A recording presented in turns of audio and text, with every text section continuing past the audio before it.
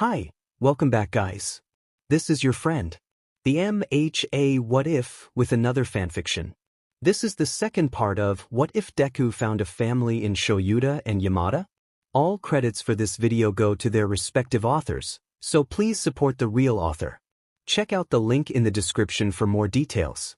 Please give this video a like and subscribe to the channel if you want more videos like this. Now let's get into the fanfic. Shouta doesn't want to do that. It's the first time that he is questioning himself about the methods he has decided to use. Perhaps it's because he is going to use them with his son, who until now has been used to being a little spoiled. It isn't that Izuku isn't a disciplined child, he knows better than anyone what can provoke his dad's anger, but one thing was the measures he took with the son he had raised for 8 years, and another completely different are the measures that he took against a group of teenagers with ridiculous aspirations about becoming heroes. If there are two things that Shouta can't admit, it's his absolute revulsion towards loneliness. He doesn't like to be alone for long, not since he has Hisashi, but he will never say it, and his tendency to overprotect what he loves. Izuku still has the last name with which he was registered, but the fact that he doesn't carry in his name anything of his parents doesn't make his son less. In essence, that is what he is. His parents adopted him old enough for him to be perfectly aware of it, but none of the three care too much about that. They are a family in their strange way. However, his parents didn't hesitate for a second about the way they raised him. They were professional teachers and heroes, so they knew quite a bit about dealing with children. He was spoiled and punished in the same measure. They taught him that there were things he could do and things he couldn't, that he would be rewarded for his good deeds, punished for bad, understood when he needed it, supported if he asked for it, and even saved even of himself if that was necessary. But unfortunately or fortunately, Izuku hadn't lived the demand of the world to its fullest extent. Sure, like any child or adolescent, he had faced a lot of difficult things. Temperamental teachers, disgusting bullies, embarrassing situations, rude people, impossible homeworks, and his deep stage of depression. But if his parents agreed on something, it was that the level of demand that the UA had for his students would be one of the worst tests that their son had ever faced. Not that they believed he was weak or that he couldn't do it. The green-haired boy was so much stronger than they could imagine. He had such great resistance, determination, and desire that probably nothing that got in his way was going to stop him, but the change was drastic. In his old school, the most difficult thing Izuku could face in academic matters was demanding teachers or heavy tasks that took days or even weeks of difficult and hard work. On the other hand, the UA was considered the best school of heroes for a reason. Its level prepared adolescents for what they wanted to be. They showed them the harsh truth that not everything was like the American comics that could be drawn perfectly, that there were people who couldn't save, physical and mental sacrifices that would often make them want to surrender, and a deep, but very deep abyss of disappointment when they realized that not everything was rosy and that they should work harder than they never did it to take each day one step closer to their dream. This is why Shouta was so abrupt with his methods. He didn't give the children who dreamed out of their limits as mortals a chance. They might have the strongest ability he had ever seen, but if he detected the tiniest sense of ineptitude in their young minds, he would give them a direct ticket to outside the school without the possibility of a return. He doesn't feel bad for that. His heart did not soften many times when he did. Yes, he had to admit that many times he swallowed the whole feeling of it, knowing that he was destroying dreams, that he would have death wish stares nailed to his back, that he would be judged, criticized, and limited in his actions for what he was doing, but it was better that way. The heroic world was crude, cold, and cruel many times. The society saw the good part, where the heroes did acts of bravery and were happy before the media, but nobody saw the face of the pains of the body and soul, the nights crying for things that were not in their hands but that still felt like their fault, the null effort that sometimes seemed they were doing to provide security, those times when they were afraid of what they had to do. But they did it anyway because that was the path they had chosen and they were happy with it. The will of a hero wasn't only to wish do good and to want to establish calm, peace and happiness in society. It was a burden on the back, sharp and dead, that you had to accept to carry by mere desire and not by fantasies. There had to be something, however minor, beyond that often utopian thought of wanting to make the world a better place. Entering the UA often meant leaving an adolescence that would be considered normal. The physical tests were demanding, the mental ones much more. There was day after day of training, struggles between best friends to get better, tasks that took them to the limit, and limited moments in which you could allow a moment of relaxation with your friends and colleagues in complete peace, without exams or tests to think about. So even though the pain in his heart is consuming him, he has to. It doesn't hurt because he knows that he will apply it to his son, having to remove the small smile that he had seen grow for so long and implant in the mind the image of one more student in his class. It hurts, because he knows that if he sees that ineptitude in his son, for Izuku's own good, he will have to expel him from the class. He wants to believe that it won't be like this, that Izuku will have that whatever that will earn him his right to stay in his class. But if he doesn't have it, if his instance there is just to fulfill a personal dream and not for admit the entire burden of being a hero, he's going to have to kill off his newly discovered dreams, uprooting the opportunity just painted for him. He has to take a moment to process everything he is about to do. To look in the mirror and forget his role as a father, before appearing before the class he now cares for until they graduating as professional heroes. Something throbs in his heart when he notices that his son has actually made friends, and the smile he gives him from his seat, as radiant as it has always been, breaks his heart a little more, but he is stubborn and is good to hide what's going through his mind, so he keeps his expression and gives the announcement. Obviously, he expected the completely terrified reactions. A while later, as he expected or not, Izuku's condition is much worse than he really had in mind. He was a rookie in controlling all his brute force, he barely had any knowledge on how to use that raw power he had for the good, and he hurt himself more than he should every time he was using it, but if something makes him smile, it's the fact that that's there. Of course it's a surprise to everyone knowing that the worst member performer will be out of class for the entire school year, and of course it's a serious threat when he says it the first time. If necessary, he would get rid of the 20 students in front of him to give space to another 20 who would try to have another chance, and so on until he found those who had the true will of a hero. However, it's surprising to see how they all have it. It's uncommon, to say the least, to find an entire class with those motivations. Each with their own complicated and strange personality somehow have that something that earns them their right to remain in his care until they learn everything they can teach them on the school grounds. His son, of course, is the one who does it the worst. Deep down, he still wants to laugh a little at his son's bad luck, because now he has realized that is it. It isn't ineptitude or clumsiness, it's just learning how to control the power that had been repressed all that time, so therefore he doesn't know how to do very well. So why did Shouta in the end decide not to expel Izuku Midoriya from the 1 degree A class? It isn't because he is his son. As he himself clarified, he would have done it even if it was his little ball of curly green hair, so what made him not do it was his gaze. In all the time they had been caring for Izuku, he had never dared to challenge or disobey him, excluding Bakugo's rule, which wasn't really a rule, but rather a warning whenever he told him that he had to do something, or scolded or punished him. His son contained his impulses and obeyed. Clearly he wasn't a puppy trained to obey only, nor a half-dead hare who accepted his fate by lowering his face to hide his ears. His son sometimes answered him, yelled at him like any other guy, made tantrums and questioned his methods, but always he ended up doing what he had to do because that was the best thing. He had never challenged him.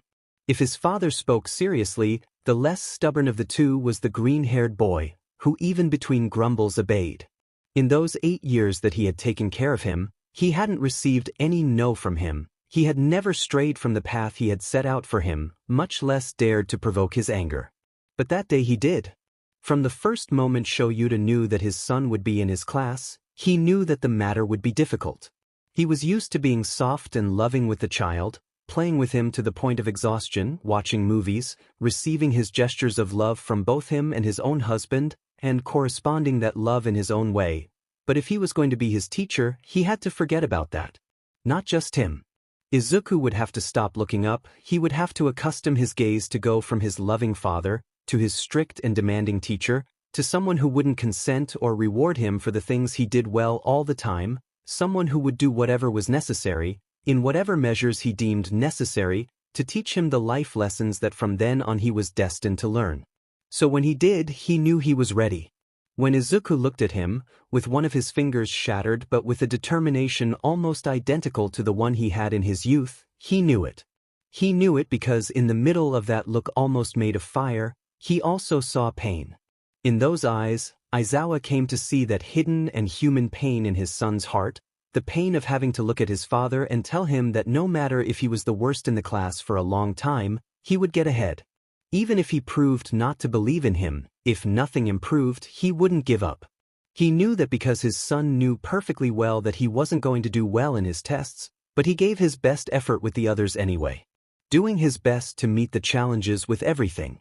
So when the class is over, with all the children completely exhausted after missing the entrance ceremony and frightened by their results, he knows that no one will go home that day without having to return the next day. Even when his son is in last place and he needs to do what he said he would have to do, he prefers to give them one of those strange smiles and affirm that it was only an incentive for them. They wouldn't have to know that he had actually done it to see what he was waiting for, but he still has the certainty that they actually know it even though he tried to lie. So, when All Might asks, he knows exactly what to say. You really wouldn't have done it? Right? It's what the blonde's voice questions him, and he doesn't need to say exactly what he was referring to in order for him to understand it. He is asking not only for the other students, if not, also for the child who is now adopted as part of his life, as his successor and protege. Do I have to remind you? Shouta confronts him without fear. It's one of the emotions that run the least in his veins when he has something to face something. I'm his father, above all. I want the safety of my son, and if that means having to start his dreams to keep him safe. You aren't stupid not to assume the result. With nothing more to say at the time, Aizawa puts his hands in his pockets and walks away to continue his day. A couple of hours later, Izuku is exhausted. Everything hurts, literally speaking, him hurts from the knees to the tips of his fingers and the eyelids that close tightly barely. He set foot on the door frame of his house. He's alone after his first day, with no one to ask him how he did or to help him with his injuries, because his two parents have to stay a little longer in the UA doing some other activities before they have the opportunity to return home. Before, the three of them had agreed that it was better for the green-haired boy to come home instead of hanging around his parents at school. Again, not because of some people's embarrassment or discomfort, the entire staff was used to seeing little Izuku in the same space as his two young parents. However, his new lifestyle needed changes and he would have to learn to be independent in one way or another, so this was the perfect time to teach his how to survive without constant care. Izuku couldn't agree more. Any teen you talk to about the slightest bit of independence will surely accept it without hesitation twice, even if that vision isn't exactly something they can easily get used to or cling to. So now he wants to remove that rule. He was more than used to the fact that when he had a bad day at school, his parents would always be there to comfort him once he got home. It wasn't the first time that he was alone while they were at work. It was a habit more or less acquired since he was in high school, but it was the first time he went home and found it empty.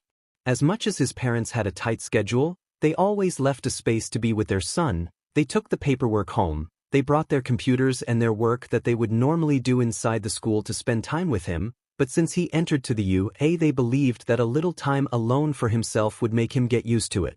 It feels a little empty. There are no hugs, no questions that how was his day, no greetings of any kind, and he feels like he's in an abandoned place, although he better than anyone understands that they are doing their job. He wants to talk to his dad and tell him that he wasn't angry. That although that might seem from the look he gave him in his first test, he wanted to clarify that this wasn't the case and that he understood his method and the demand that they would be asking him, because despite being his son, he hadn't right or desire to have any privilege. However, he couldn't because looking at the clock, it was still approximately 3 hours before his parents returned for dinner and before either of them had to go to their night work. So, the best thing to do at that time is to leave his shoes on the doorstep, go to his room to leave his backpack, take a bath, put on comfortable clothes, and heat up some of the food that his father surely prepared for him before leaving for work. All that time he feels lonely, tempted to call one of his two favorite adults, to hear their voices, but he knows his jobs at school are heavy, so bothering them wasn't the best option. He would actually be distracting them, so he better decide not to. As if it were a consolation from the universe, his phone lights up and begins to vibrate to the rhythm of a song that he knows better than anyone. It's his ringtone, so he literally jumps up excited to see who it is. In the reader he can see that it's All Might, his current mentor and third illegal father. Izuku smiles as he answers. The first thing he hears is a greeting, followed by a greeting and a question about his day. Somehow his soul is comforted and continues to talk to his mentor even when his voicemail records 2 new messages. At night, when Shouta and Hisashi get home, all they want to do is lie down on the couch and sleep until the next school year. The first day at the UDA is always busy. Hisashi is the presenter of the opening ceremony, so he has a tired voice and a dry throat after that and from his regular classes, while his husband is sure that he has had enough of teens for the rest of the week. They barely have the strength to leave their shoes at the entrance. Luckily, that's one of the days when both of them have the night off to be with their son, so they take a quick bath and go see him in his room. It's a little strange for them to see him lying in his bed while he dozes at those hours. Izuku wasn't much used of an afternoon nap, but now he's happily hugging one of his many All Might's plushie as he snores in a way that denotes all the tiredness he's been carrying since the afternoon. They are approaching delicately. They haven't had many nights to admire their son so deeply asleep for a long time. Shouta is the first to smile, stroking his curly hair and immediately feeling how Izuku let his head rest on his palm, approaching the heat. "You did very well today, huh?" The raven smiles looking to Izuku, and his husband next to his feels that he wants to forever portray that memory in his memory. They decide it's better to wake him up, so they move his shoulder a little to help him. Although the green-haired boy refuses for a few minutes, in the end he blinks tiredly and yawns to get up. Someone is tired after his first day. Hisashi teases a little, while his son stretches to wake up completely. That shouldn't be a surprise. The boy smiles, obviously tired but 0% annoyed with any of them. The smile he gives his dark-haired dad when he turns around a little to see him behind him confirms it. "Well, don't you think we deserve an award for our efforts today? Who wants a night of junk food delivered to home and being in front of the TV like fat cats?" The blonde asks enthusiastically, and the two in front of him literally jump out of bed with a shout of "me." The rest of the night is predictable. They order so much food that they are sure they aren't need cook for the next day. They stay in their pajamas all the time and watch superhero movies while commenting on how impossible it's to do that in real life. They fall asleep there, Izuku huddled between the space that his 2 parents cradle for him. Neither of them cares much about the fact that tomorrow they also have another great day ahead, because they know that they have survived the first and that's all they need to continue one after another. Shouta and Izuku don't have to talk about anything. The boy understands that his father would have done what he had to do and isn't upset that he does his job. He could even say that he was proud of his dedication to ensure that there were people in the world prepared to do their best. And the adult knew that his son was not going to give up so easily and that he was officially prepared for his new challenges, surrounding himself with companions who would be a great support, even when he had to compete against them. Netflix luckily stops playing movies after a few minutes when they don't respond to the "Are you still there?" Shoyuta's confused. Somehow, his life had been turned upside down, because now it turns out that he was 20 and not just one adoptive son. Actually, he would have to talk about 19 illegitimate children and only one who was really his son, but it does feel very good to do it that way, because they all have a giant affection for him.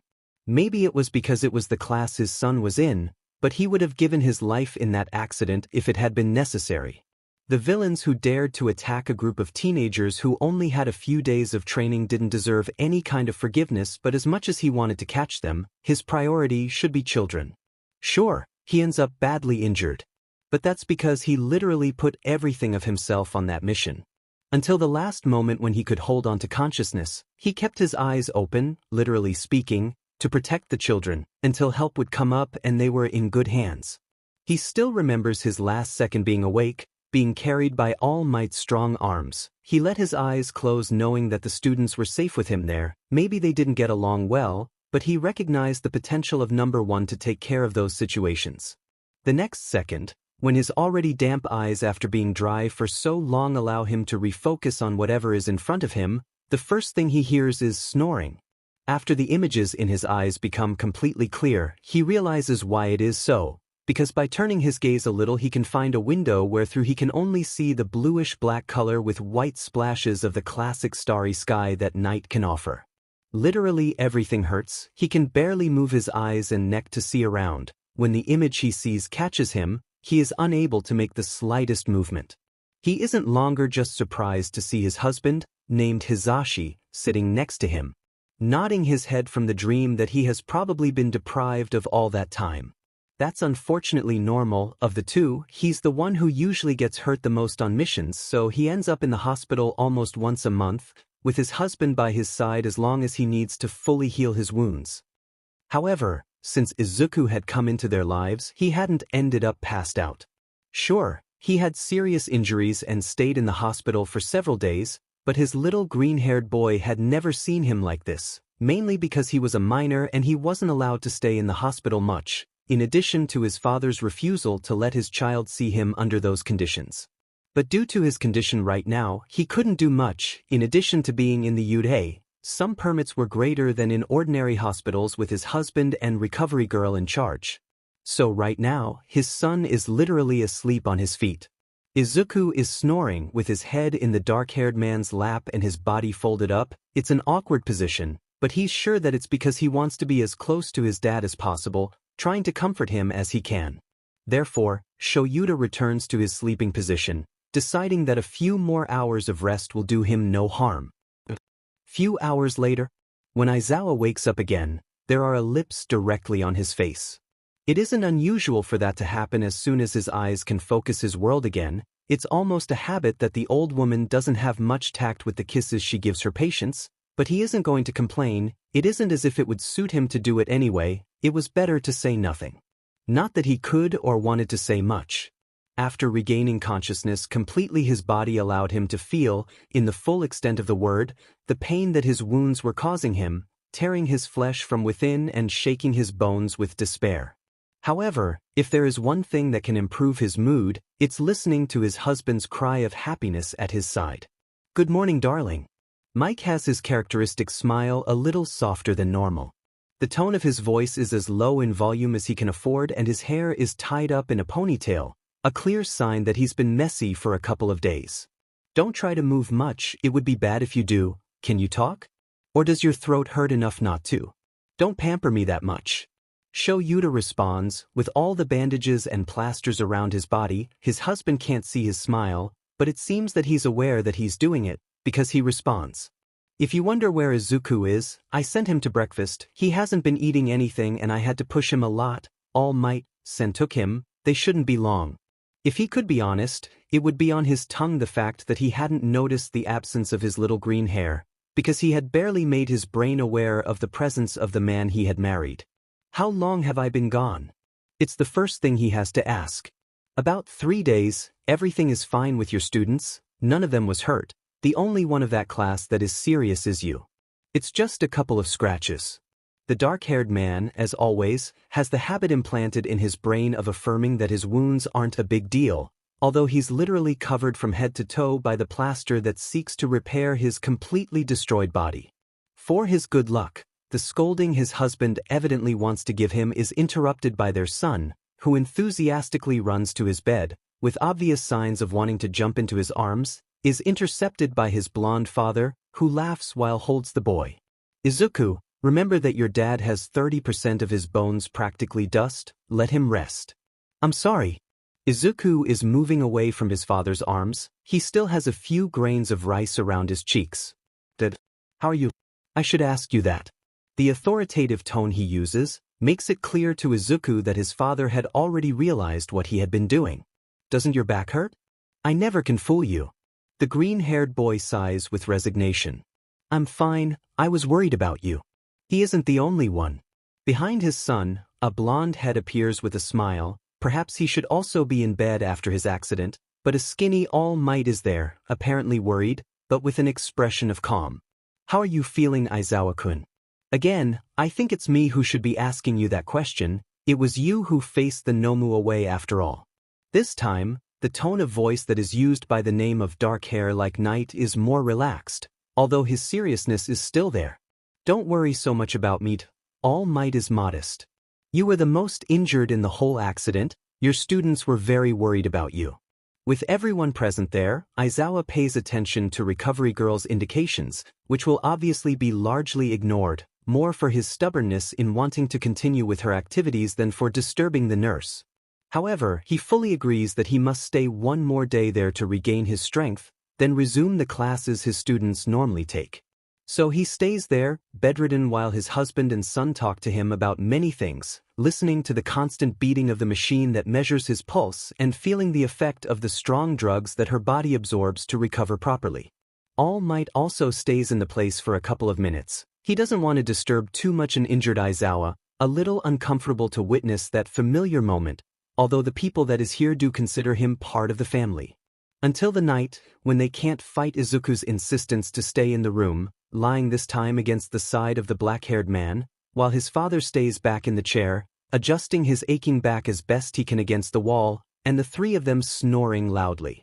The next morning, when Aizawa wakes up again, his son isn't in the place where he slept the night before. He shouldn't be worried. It's morning, so the boy has probably gone for something to eat, or his father has sent him somewhere, but his husband is still snoring in the chair next to him, so maybe a thorn of concern is starting into his chest. But he have to leave quickly, because a dangerous noise is heard at the door. He doesn't know exactly what it's, but he know it's bad. His cat sense tells it to him. And his sense has never failed him. That day isn't an exception, because after a few seconds, a wave of students emerges from the door, literally throwing themselves around her bed, even moving his husband a little, who wakes up with a shock. Aizawa-sensei. The collective scream of his name and his position resonates throughout the room. He's immediately bombarded by his students. We were worried about you. The girl with pink hair and skin speaks. Her name is Mina. How does you feel?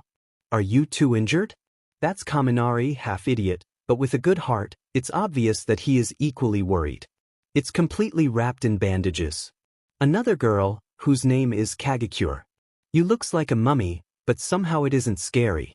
Such a comment could only come from a boy with two colored hair, Todoroki, who is on the right side of his bed. He actually looks a little cute in those bandages, like they're part of his scarf. Tsuyu's voice is already unmistakable to him. Children, children. Hizashi's nervous voice is there to call them all. The students turn to see him immediately, and he gets a little more nervous. I don't want to sound rude, and I know everyone is very concerned about him, but could you give him some space? He needs to rest. Aizawa doesn't know why he is more surprised to see the entire class in that place at 20, without exception, or because they themselves pay attention to his husband as if he were another of their parents, by the way in which he referred to the entire class as children, using the word with a loving tone. But the calm that sets up in the class doesn't last too long, because suddenly, Mina lets out a huge gasp of astonishment, probably without being able to believe what she is seeing. You are the husband of Aizawa-sensei. It isn't like this. I knew there was something between you two. She sounds excited by her question, while the blonde in front of his scratches his cheek with shame. Apparently, not wearing wedding rings hasn't saved them from someone evidently realizing the relationship they have. Although they try to be as discreet as they can, the aura of deep love they radiate is evident to quite a few people, so surprised precisely they aren't found. I suppose there are things that can't be hidden. Hizashi is obviously embarrassed, but his beaming smile stays on his face, towards the pink girl.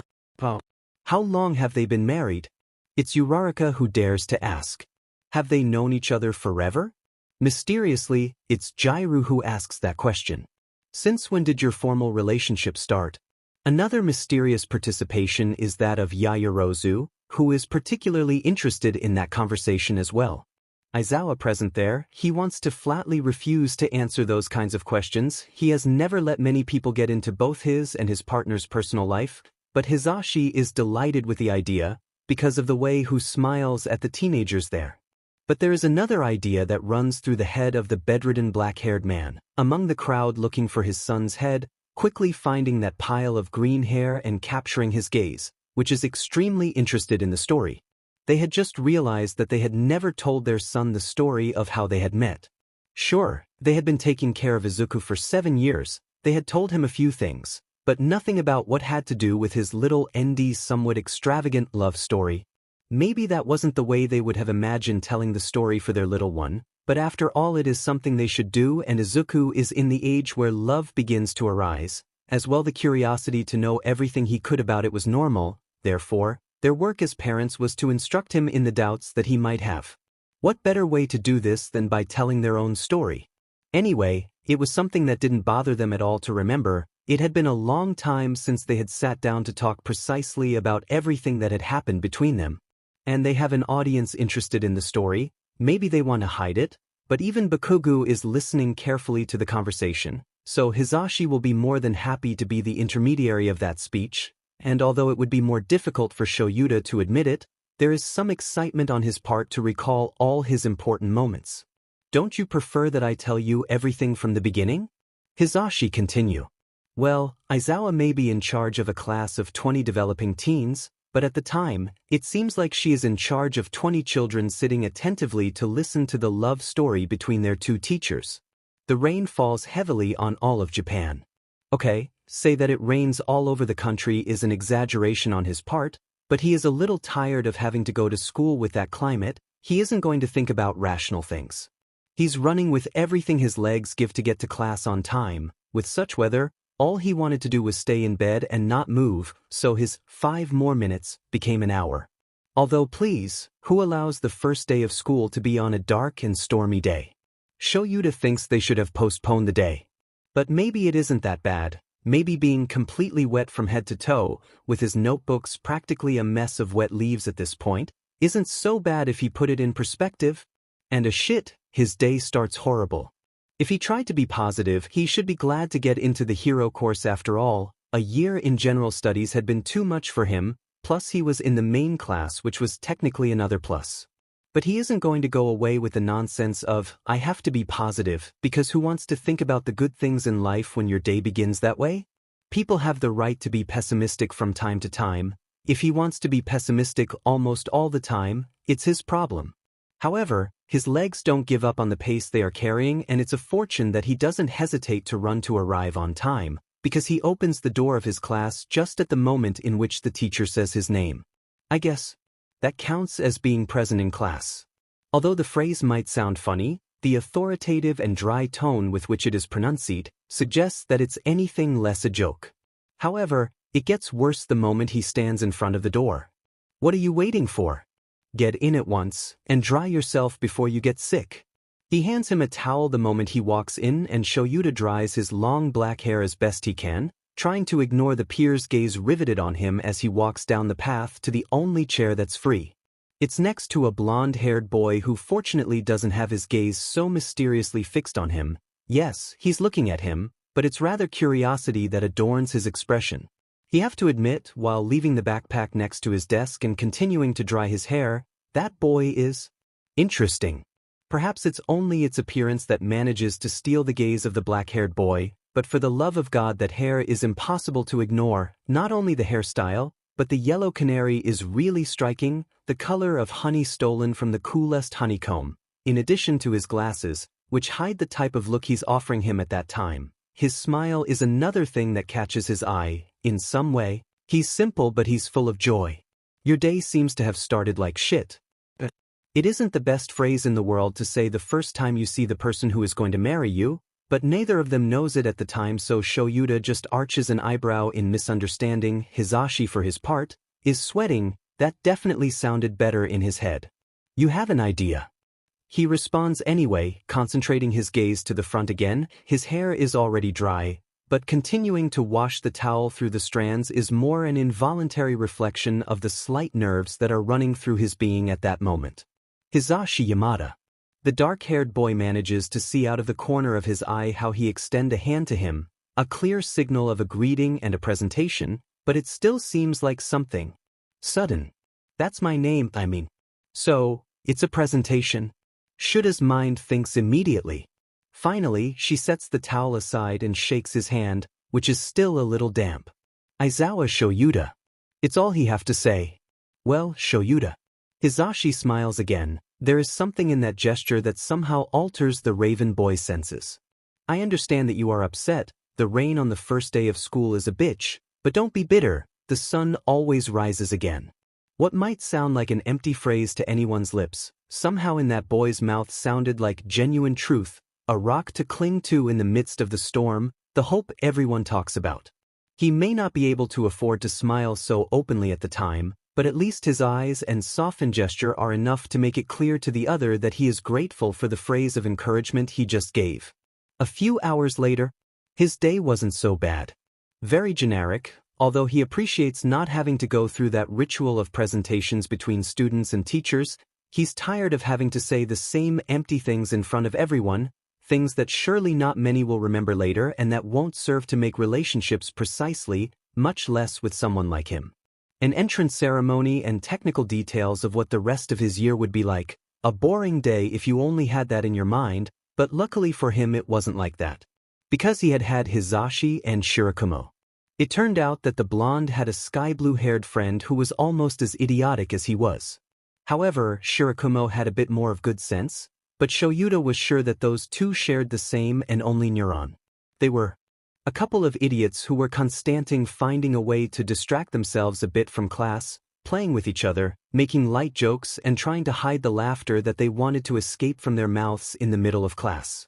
Of course, they were discovered more than once, but in general they are quite discreet and they know how to control themselves. They even managed to break Shuta's eternal composure, achieving that an exaggeratedly slight laugh, but still remarkable, come from him. Even with all that, he appreciates that they don't treat him differently, that is, he's the new boy of the hero class, the one who went through a million difficulties before entering the heroic course just because the stupid entrance exam have a disadvantage for the people who had a quirk who was more mental and less physical like his, but after they asked him the story, and he felt comfortable enough to tell it, they forgot about it after a couple of compliments. To be honest, Shouta is more comfortable with that. They are a somewhat strange combination.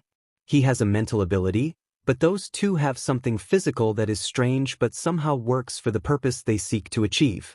At least for him it isn't uncommon for Hisashi's quirk to have something to do with his loud voice, but when Shirakumo claims that his peculiarity is about the clouds, the sky immediately comes to his mind. It's a rare thing to visualize a bright morning in the middle of a rainy day, but the colors of those two only make him think of the generally light blue sky above his head. The yellow of Hisashi's hair could face the sunshine without problems. He has a good day at the end, he doesn't even know how, but it seems that those two have already included him in their little friendship cycle. He confirms this when, at the end of his day, the rain continues to fall in torrents and he still doesn't have an umbrella to go home without being wet again. However, a hand on his shoulder and a smile that floods his entire vision when he turns his gaze give him a good sign. Hey Shouta. That pair already call him by first name, not that it bothers him that they do it and he isn't going to stop them, but anyway, he still uses the last names for the moment. You haven't left yet, huh? I don't have an umbrella. He just says. I want to wait for the storm to subside a little, I have already drenched myself enough in the morning. Where is your house? Shirakumo asks. It is clear to the black-haired boy that question is to find out if he can do something for him, so he gives him an idea of the streets he lives on. A smile promptly adorns the light-haired boy's face. You are a lucky man. He affirms. Hisashi, you live near there, don't you? Be a gentleman and take Shouta home. He would wonder what the term gentleman's has to do with the offering, but he barely has time to do so when he's pushed next to the other boy outside, both standing under an umbrella. Have fun you two. See you tomorrow. Shirakumo leaves as fast as he can and what just happened leaves the raven completely puzzled. However, a laugh at his side takes him away from those thoughts. I guess I can take you home if you like. He isn't going to say no. A couple of minutes later, Shouta lets himself slide through his door, falling to the floor while his heart beats like crazy. He's screwed. If he had to summarize that little trip he had with Hisashi to his door, he would use the word magic even if it moved his organs in such a way that it seemed that they wanted to get out of place due to the revulsion. His lives have magically become one of those novels that teen girls write about their favorite partners, who interact together in such a surreal way that they end up in love in a couple of hours. Is he sure right now that he isn't one of those characters in one of that? What were they called? Fanfics? Well, to do justice to whoever are the teenager who was writing his life in that moment, He wouldn't call himself in love, but was simply attracted to the very energetic essence he could find in Hisashi. It happened that he was like a ray of sunlight in the middle of the storm. The boy didn't leave his explosive personality at any time, however. His jokes had a touch of nervousness that confused Shouta. And since he wasn't a man of tapujos or mysteries, he dared to ask why of his attitude. "You noticed?" That had taken the blonde boy aside, now scratching the back of his neck and looking away. "It isn't really anything serious. That is, I know that Shirakumo and I can become very energetic and confident people, and I don't want to put stereotypes on you either, but you look like one of those people who doesn't like too much the noise, so I don't want either of us to bother you with our attitude. Sometimes we don't know when to stop." Okay, that surprises Shouta a bit. The blonde boy looked like someone sure of himself, with good energy and activity, but it seemed that like all people he had a part that was soft and somewhat insecure about what he did. Not that it was a lie that he wasn't a fan of the exaggerated noise, the silly attitudes of his classmates who didn't take things seriously, or HW was one of that who preferred to be set apart and calm, but it was also true the fact that that pair had a quite pleasant natural essence. His nature had that touch of kindness that managed to calm him. Perhaps it was that he had realized that they were good friends, those who were always idiots but that you could be sure that they would defend you from all evils if necessary. He felt included around him, and that was what it was enough. "I don't mind being with you too," he affirms, and that immediately captures the attention of Hisashi, who returns his gaze to him. "It's entertaining being around you." It's all he has to say to make himself understood. The smile on the other's face confirms it, and he is relieved for not to have to give more explanations, because he wasn't very open in that sense either. "You can always say if it's too much. We can stop if you feel overwhelmed," Hisashi tells him. "My parents say I have good patience for children." Shouta allows himself to lift his shoulders, the few times he can make a joke. "So I think I'll be fine." The rest of the trip is a constant fight between the blonde, who tries to convince him that he and Shirakumo aren't children, and the black-haired boy denying those ideas, almost putting his heart in his palm to swear that it was that way. However, when Hisashi leaves him right at his door, the smile he gives him is different. It's calmer, like the first one he gave him when he saw him wet that morning and encouraged him to have a good attitude for his first day in the heroic classes. It was a smile with the corners of his lips curving upwards in a very delicate way, just a curve that could be noticed, and cursed the glasses a bit. Why the hell did he wear them? It was raining, it didn't make sense, but somehow they gave a touch to his external image for hiding the color from his eyes, but luckily, that piece of plastic couldn't hide the sweet way he was looking at him. For a moment he felt exposed, as if every feature of his face was being analyzed, causing a very slight blush on his cheeks. He managed to control it enough to give a quick farewell and close the door tightly, before finishing on the ground and get to the moment where he was now. Were the fanfics so crazy? Or was it really possible to be attracted to someone just by looking at them? Somewhere else. "You're a son of a bitch." Apparently, that phrase that comes from the lips of Hisashi isn't addressed to anyone specifically. Because, well, he's alone on the sidewalk. However, right after he says that, a cloud comes to his side. Above it is a boy with light blue hair, who laughs openly at his embarrassed expression, still holding an umbrella with his other hand. "You should thank me, I just helped you with your lover." He dares to say Shirakumo without a bit of grief. That makes Hisashi tilt his umbrella in order to attack his friend, who is thankfully nimble enough to dodge that. "I already told you that I'm not in love with Shouta," the blonde says, even if his cheeks are painted a deep red. "I know you well enough to know that you were delighted as soon as you saw that black hair draining from rainwater." The other says it without shame, still at his side. "You're lucky, he liked us, and apparently that smile you gave him made him fall on your hooks. For the love of God." Hisashi hides his face in one of his hands. He knows perfectly well that Shirakumo had been following them on that same cloud the whole time. Perhaps he knew his friend too well to be sure even if he hadn't said a word to him he can to feel his presence above the they too. He hoped that Shouta didn't would have noticed, or he could have an explanation to give the next day. "Come on man, I know perfectly well that you like him. You don't have to be ashamed." "But I have to be ashamed. You don't fall in love with nothing. I don't know what happened to me. There is love at first sight, you know? Don't you watch love movies? Many people find their soulmate only at first glance. You said it, they are just stories. You can't fall in love in a few hours. That is, love is much more complex than that. The fact that he doesn't get an immediate response bothers him. Neither of them is one of the people who gets mad easily, but his silence was always a bad sign and they both knew it. Then he still flinches when Shirakumo's cloud ends in front of him, with the other boy still on top, but with an annoyed expression on his face. Listen to me, you brat punk. Hizashi isn't going to mention that the blue-haired man had no right to call him a brat, because they were the same age. The love doesn't have time, okay? Fuck those things that you need to spend time with someone to be in love with them. People who say that makes me feel sick. It's always too early to do something, it's always too late to tell your feelings. Who the hell gives them the authority for order over the love of others? You know what happened to you, I know you, I saw the look you gave him, the nervous way you did absolutely everything today, as if you did not want to make mistakes. Also, I could practically feel the hearts around you every time you managed to see his neck in amidst that tangle of messy black hair. Why do you have to worry about what others are going to say?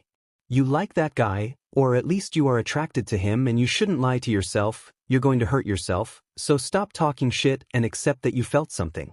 Hizashi remains silent. His friend's words remain stuck in his mind. The worst thing of all is that analyzing what Shirakumo just told him, he realized that he wasn't wrong with what he was saying and that, although a little abrupt, he tried to make him see reason.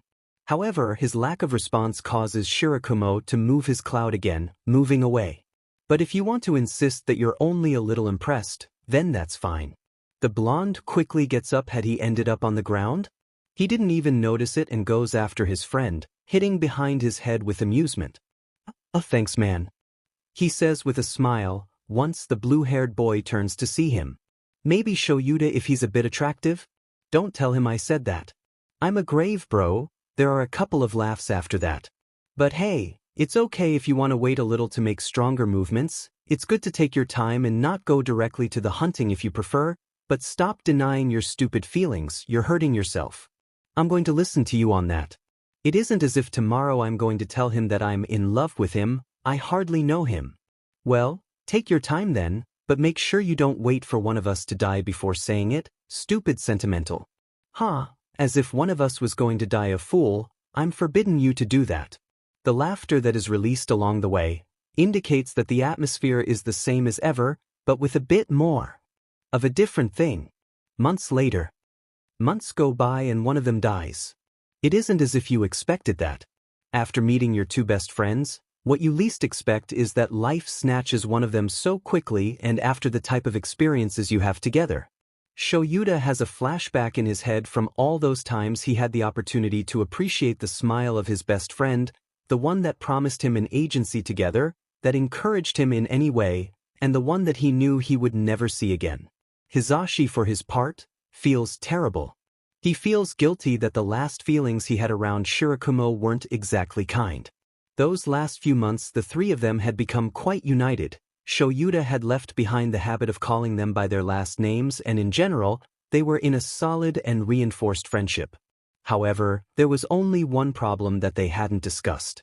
It's well said that three are a crowd, and although Shirakumo was very little interested in the constant flirtations that were between his two best friends, he was not uncomfortable before them.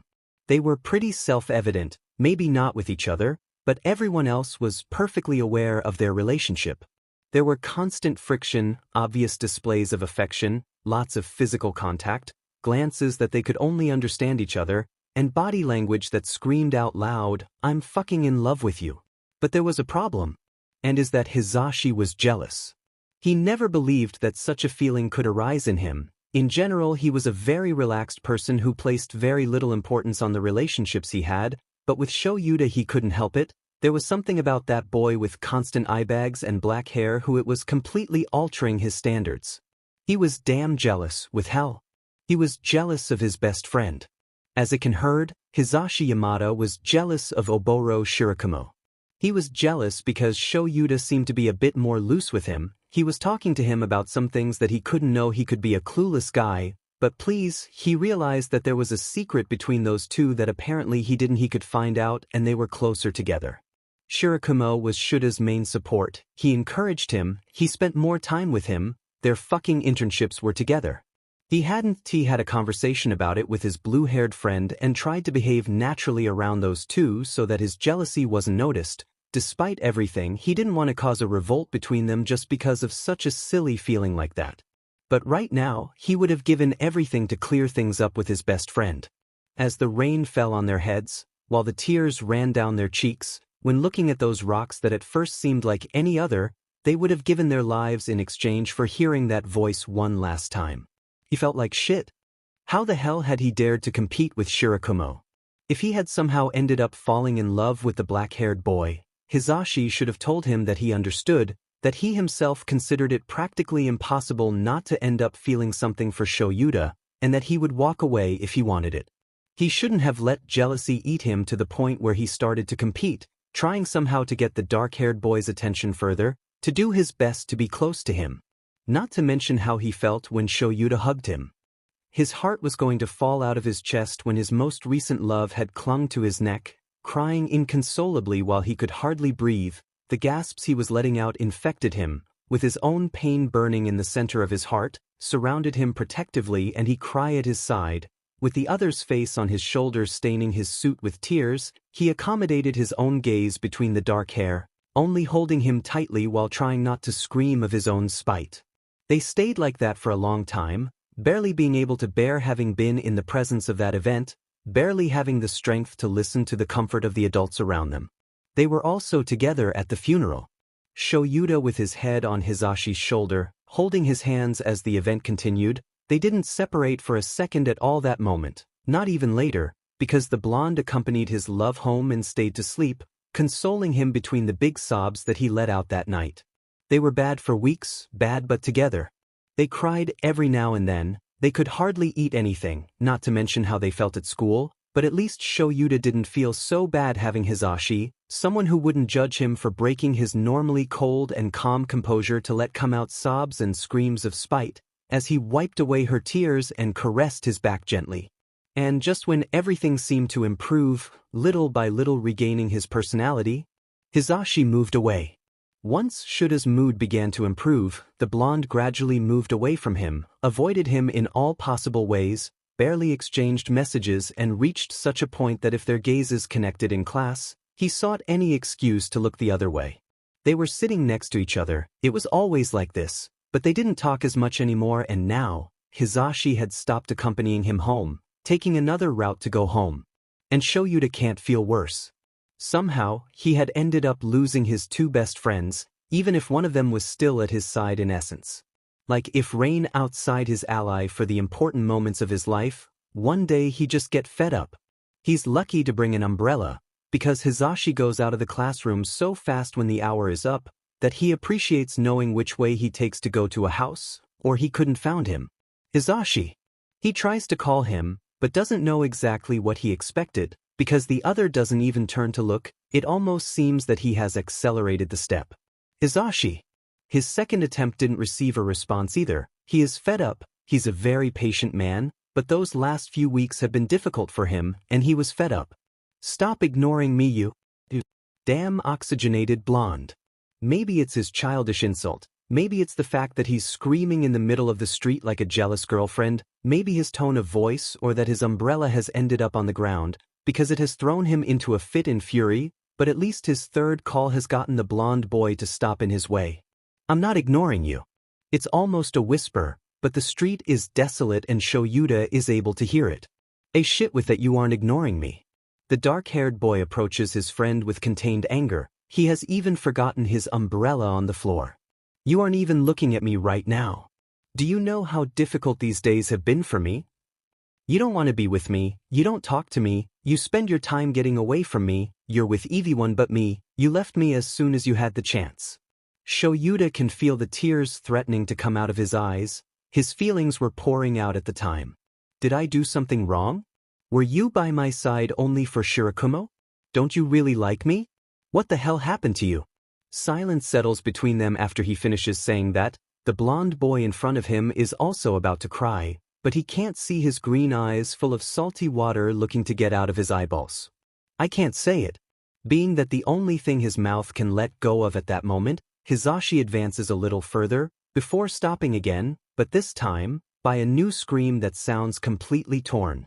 Look at my face and say that you don't love me anymore, Hisashi.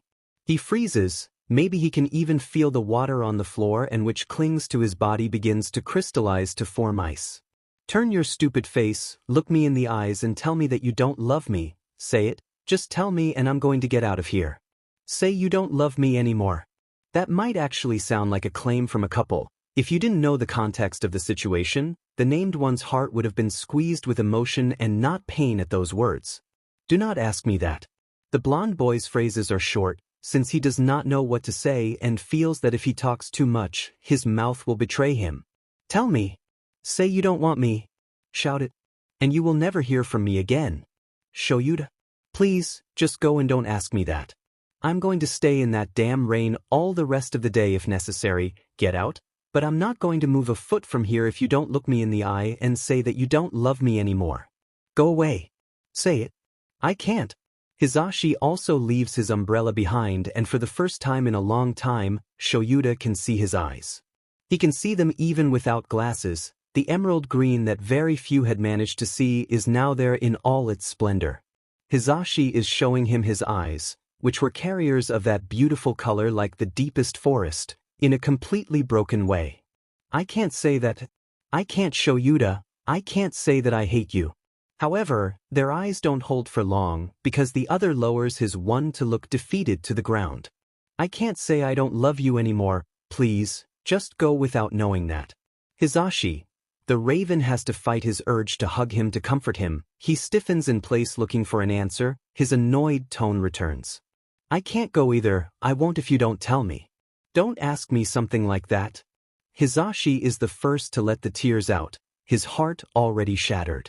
I can't say I don't love you, I can't. Because I do it.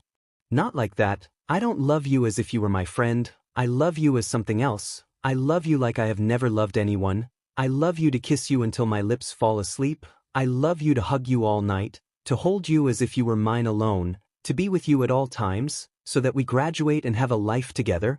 But I like you, Shouta. I can't say I don't love you because... His words can't continue. The moment could seem romantic because of what he just said, one of those fanfics that the college girls wrote, and this is the culminating moment where the two lovers seal their love with a kiss. But he doesn't receive a gesture of love, but a slap in the face, direct and cold, from a boy who yells at him and cries in front of him. Of course, his person ends up on the ground. He barely has time to sit down before receiving his attacks again. You're a tremendous idiot. Okay, that kills Hisashi's feelings even more. His cheek hurts. Do you really think that telling me that you love me will fix this? This does not answer my stupid doubt. Tell me why the hell you were avoiding me. Okay, you have every right in the world to be upset about that.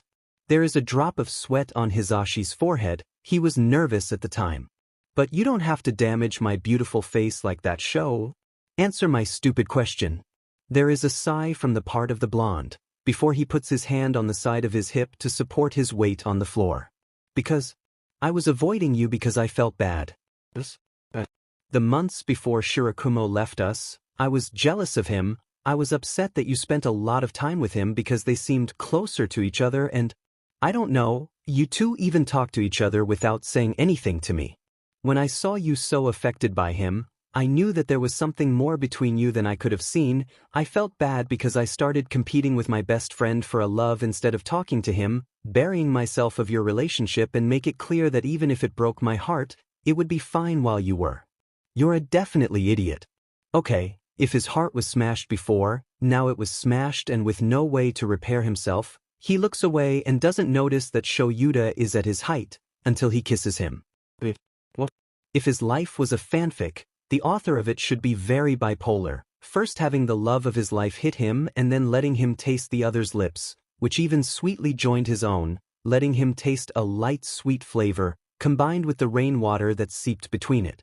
However, his thoughts drift away from his mind when the other is separated enough to speak, although each time he moves his lips to formulate words, his lips brush again. You're a jerk. That confuses him a little, but they immediately clarify what happened. I'm also in love with you, asshole.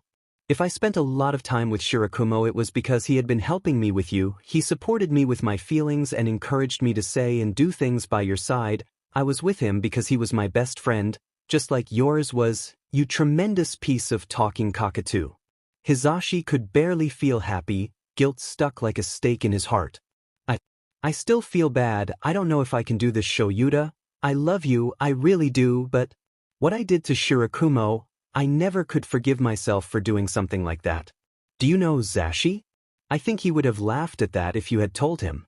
He adored you, to the point that despite knowing that you corresponded me, he never told me out of respect for your request. He tried to convince me, but he never told it directly. How can you be so sure? The dark-haired boy takes the umbrella and covers them with one hand from the rain, while the other searches his phone for an old conversation he had had with the blue-haired boy. It's a conversation where the other boy told to Shouta that he was sure that Hizashi was jealous of him and laughed at it with naturally, assuring that it would be fun because he was playing to be Cupid to keep they two together, being at the same time. It seemed adorable to him that he was jealous of anyone, in addition to affirming that he hoped that his fear that he could win over his love would make him take the final step at last. Somehow, those messages managed to animate Hizashi's soul. His friend wasn't with him longer, but those phrases implied that being jealous wasn't so bad after all. He had also said to himself that he wouldn't actually do anything to prevent his friends from being together, even if he felt bad inside and if he had tried to compete for Shuta's love. He smiled at the image that his head formed around Shirakumo, laughing loudly after he told him that he was jealous of his person, hitting him on the head, while he couldn't stop laughing at the thought that his best friend was a tremendous jerk. Somehow, he felt forgiven. As if in his head he could hear, "Come on Hizashi, even though you were jealous you never did anything against me. You tried to get Shuta's attention but you never acted in such a way that you hurt me. Jealousy is normal but you would have. You could even been happy for me if you came to know that Shouta was with me. Stop being a crybaby, I have nothing to forgive." His eyes fell back to tears. Between happiness and sadness, his wound wasn't going to close so easily. I still feel a little guilty. He decides to admit. I would have liked to be able to clarify it in front of him, to have spoken to him for the last time without feeling jealous myself.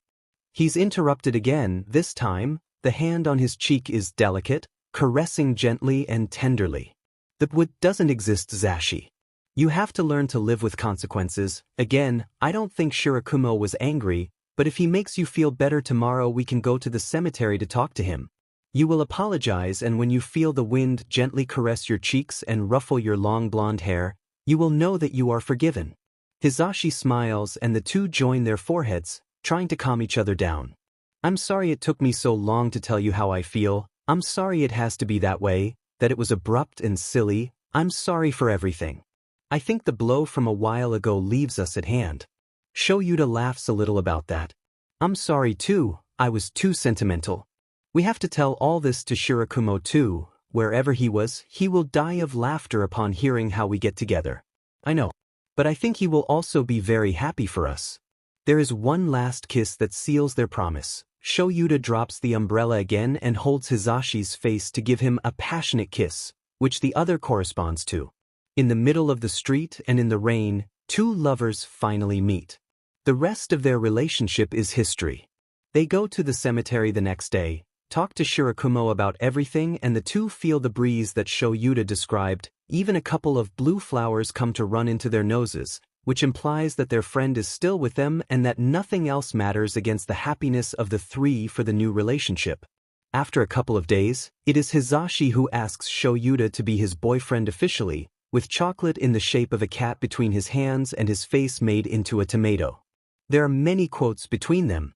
Thousands of outings to the movies, to eat in a restaurant, in the park, at their homes, to cat cafes, and in general, to any part that they can think of. There are kisses, promises, fights and caresses. There are special days where pleasure is the only thing they come to feel and others where they shout at each other as before, reaching apologies after a short time. There's a graduation, a future together, their job search, the battles they had to go through to find their livelihood, how difficult it was to find their current apartment, the way they adopted their cats. They even talk about how they fought to paint the rooms. They talk about their wedding, about how small and sudden it was. about how that day it also rained, but thank heaven their reception was in a covered place. They talk shamelessly about how they ended up so drunk that they couldn't enjoy their wedding night because of the hangover, but that it was still a treasured memory for both of them because they had taken care of each other at the time. They talk about their work, about teachers, about heroes, and in the blonde's part, about their radio show. They say what they can about Shouta's accidents, about Hisashi's sleepless nights, about his enjoyment of those days when responsibilities were forgotten and they were together in the room watching some silly program after eating something homemade and hugging each other. They allow themselves to talk about their son for the first time. They even say his name. They present Izuku Midoriya as their adoptive son, the child they had been taking care of all that time.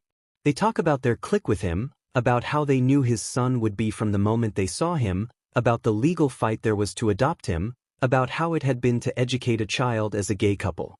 They talk about why they don't wear rings, how very few people know the story they are telling right now, and how they thank their listeners for being so vigilant. And in all that time, they have 20 children around them who listen carefully to everything they have to say. There are tears on the part of the girls, astonishment on the part of the men, and a gigantic hug on the part of the green-haired boy, who now feels a little freer knowing that his friends may already know that his parents were closer to him than what it might seem like. There are comments about how beautiful the story was, others more about how it was overly cheesy, and some who are surprised by the amount of information they were allowed to know. Obviously, it's Hisashi who tells the story. His husband only comments or corrects him when he makes a mistake, but secretly he's just as happy listening again to everything they have been through. When the children leave, except one of them, obviously they leave with a lesson in their hands. Love isn't easy. It isn't a fairy tale where the prince manages to escape all difficulties. It's an architectural work. It's a sculpture that you must mold together with your partner, something that the two have to adjust, change, and take care of to feel comfortable, something that you two must protect with your lives and perfect every day to keep it intact. It's something that goes through phases, from the base to the most solid marble figure, which will have slight or great changes as the occasion requires.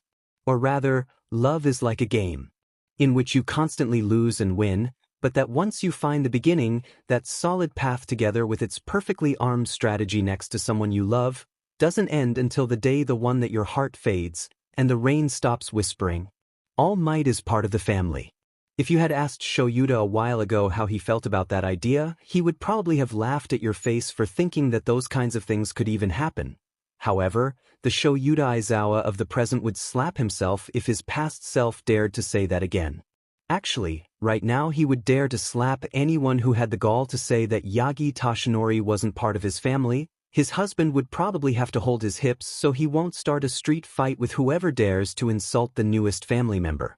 Perhaps he would fight minimally against the grip, shaking his fists furiously but not letting go, although he could if he wanted to, like an old man who complains about children on his lawn would.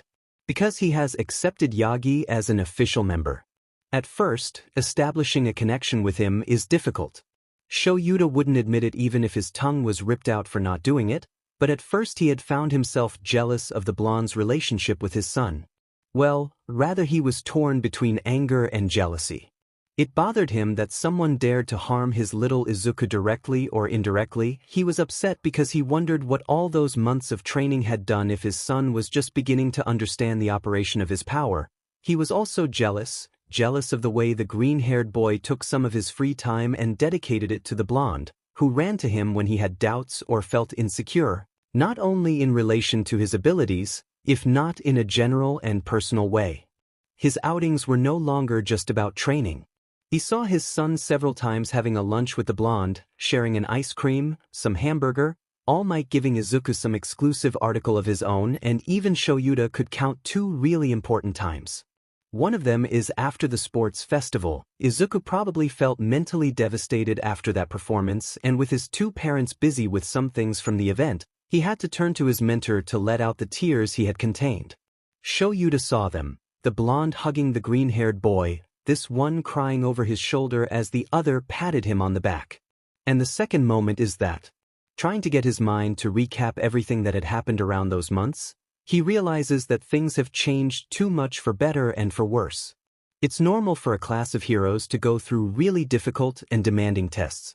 That guy's level of training was very different from any other, but for heaven's sake, 2 villain attacks and 1 kidnapping? No one could have guessed that.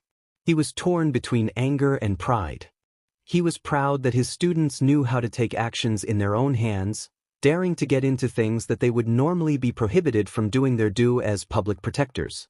But the rage of knowing that out there, wherever they were, there was a group of people who were willing to do inconceivable harm to a group of students who hadn't even gone through the full process of puberty made his blood boil. Only God knew their anguish when they took Bakugo out of his hands.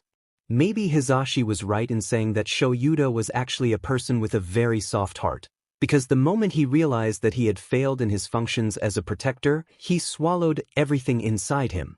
Concern about the completely destroyed state of his son's body, the anguish that gave his the knowledge that he had to resort to having the students for support the front, and the pain of knowing that he failed, that he trusted and didn't protect his student as it should have do originally.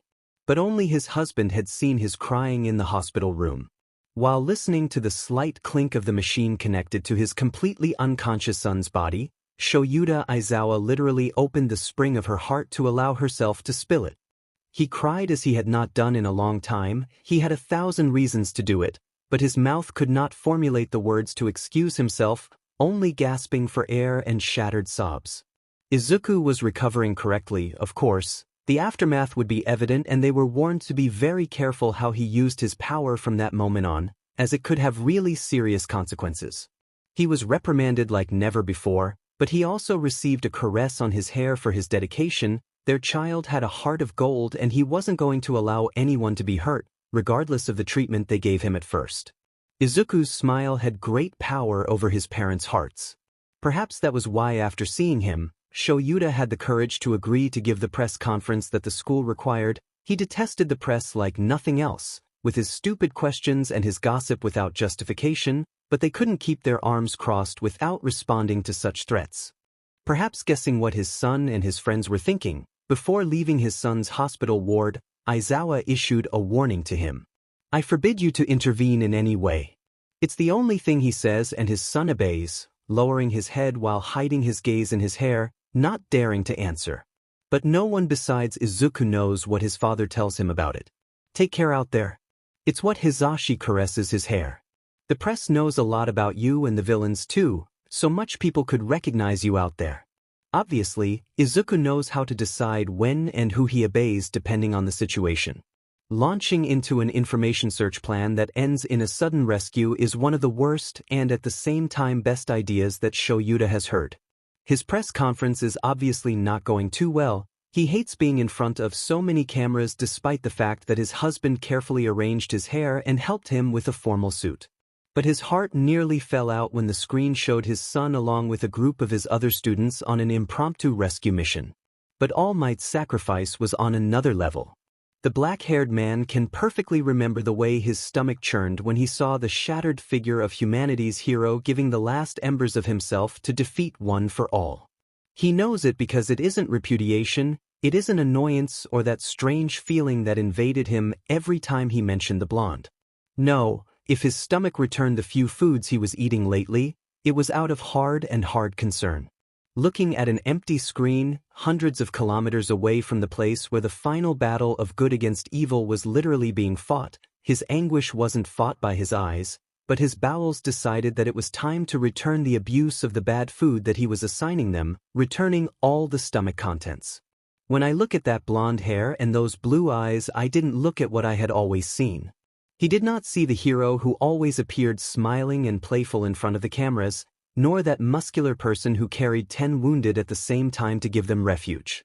No, Shouta can say that at that moment he saw Yagi Tashinori, the man who carefully helped and trained his son, the one who drank lavender tea with 2 tablespoons of sweet honey, his coworker who brought him a cup of coffee when he went to the joint kitchen, the blonde man who visited him in the hospital after USJ, and above all, the one who sat in his room to ask if his son can be his successor and who later sat at his table to eat quietly between light jokes.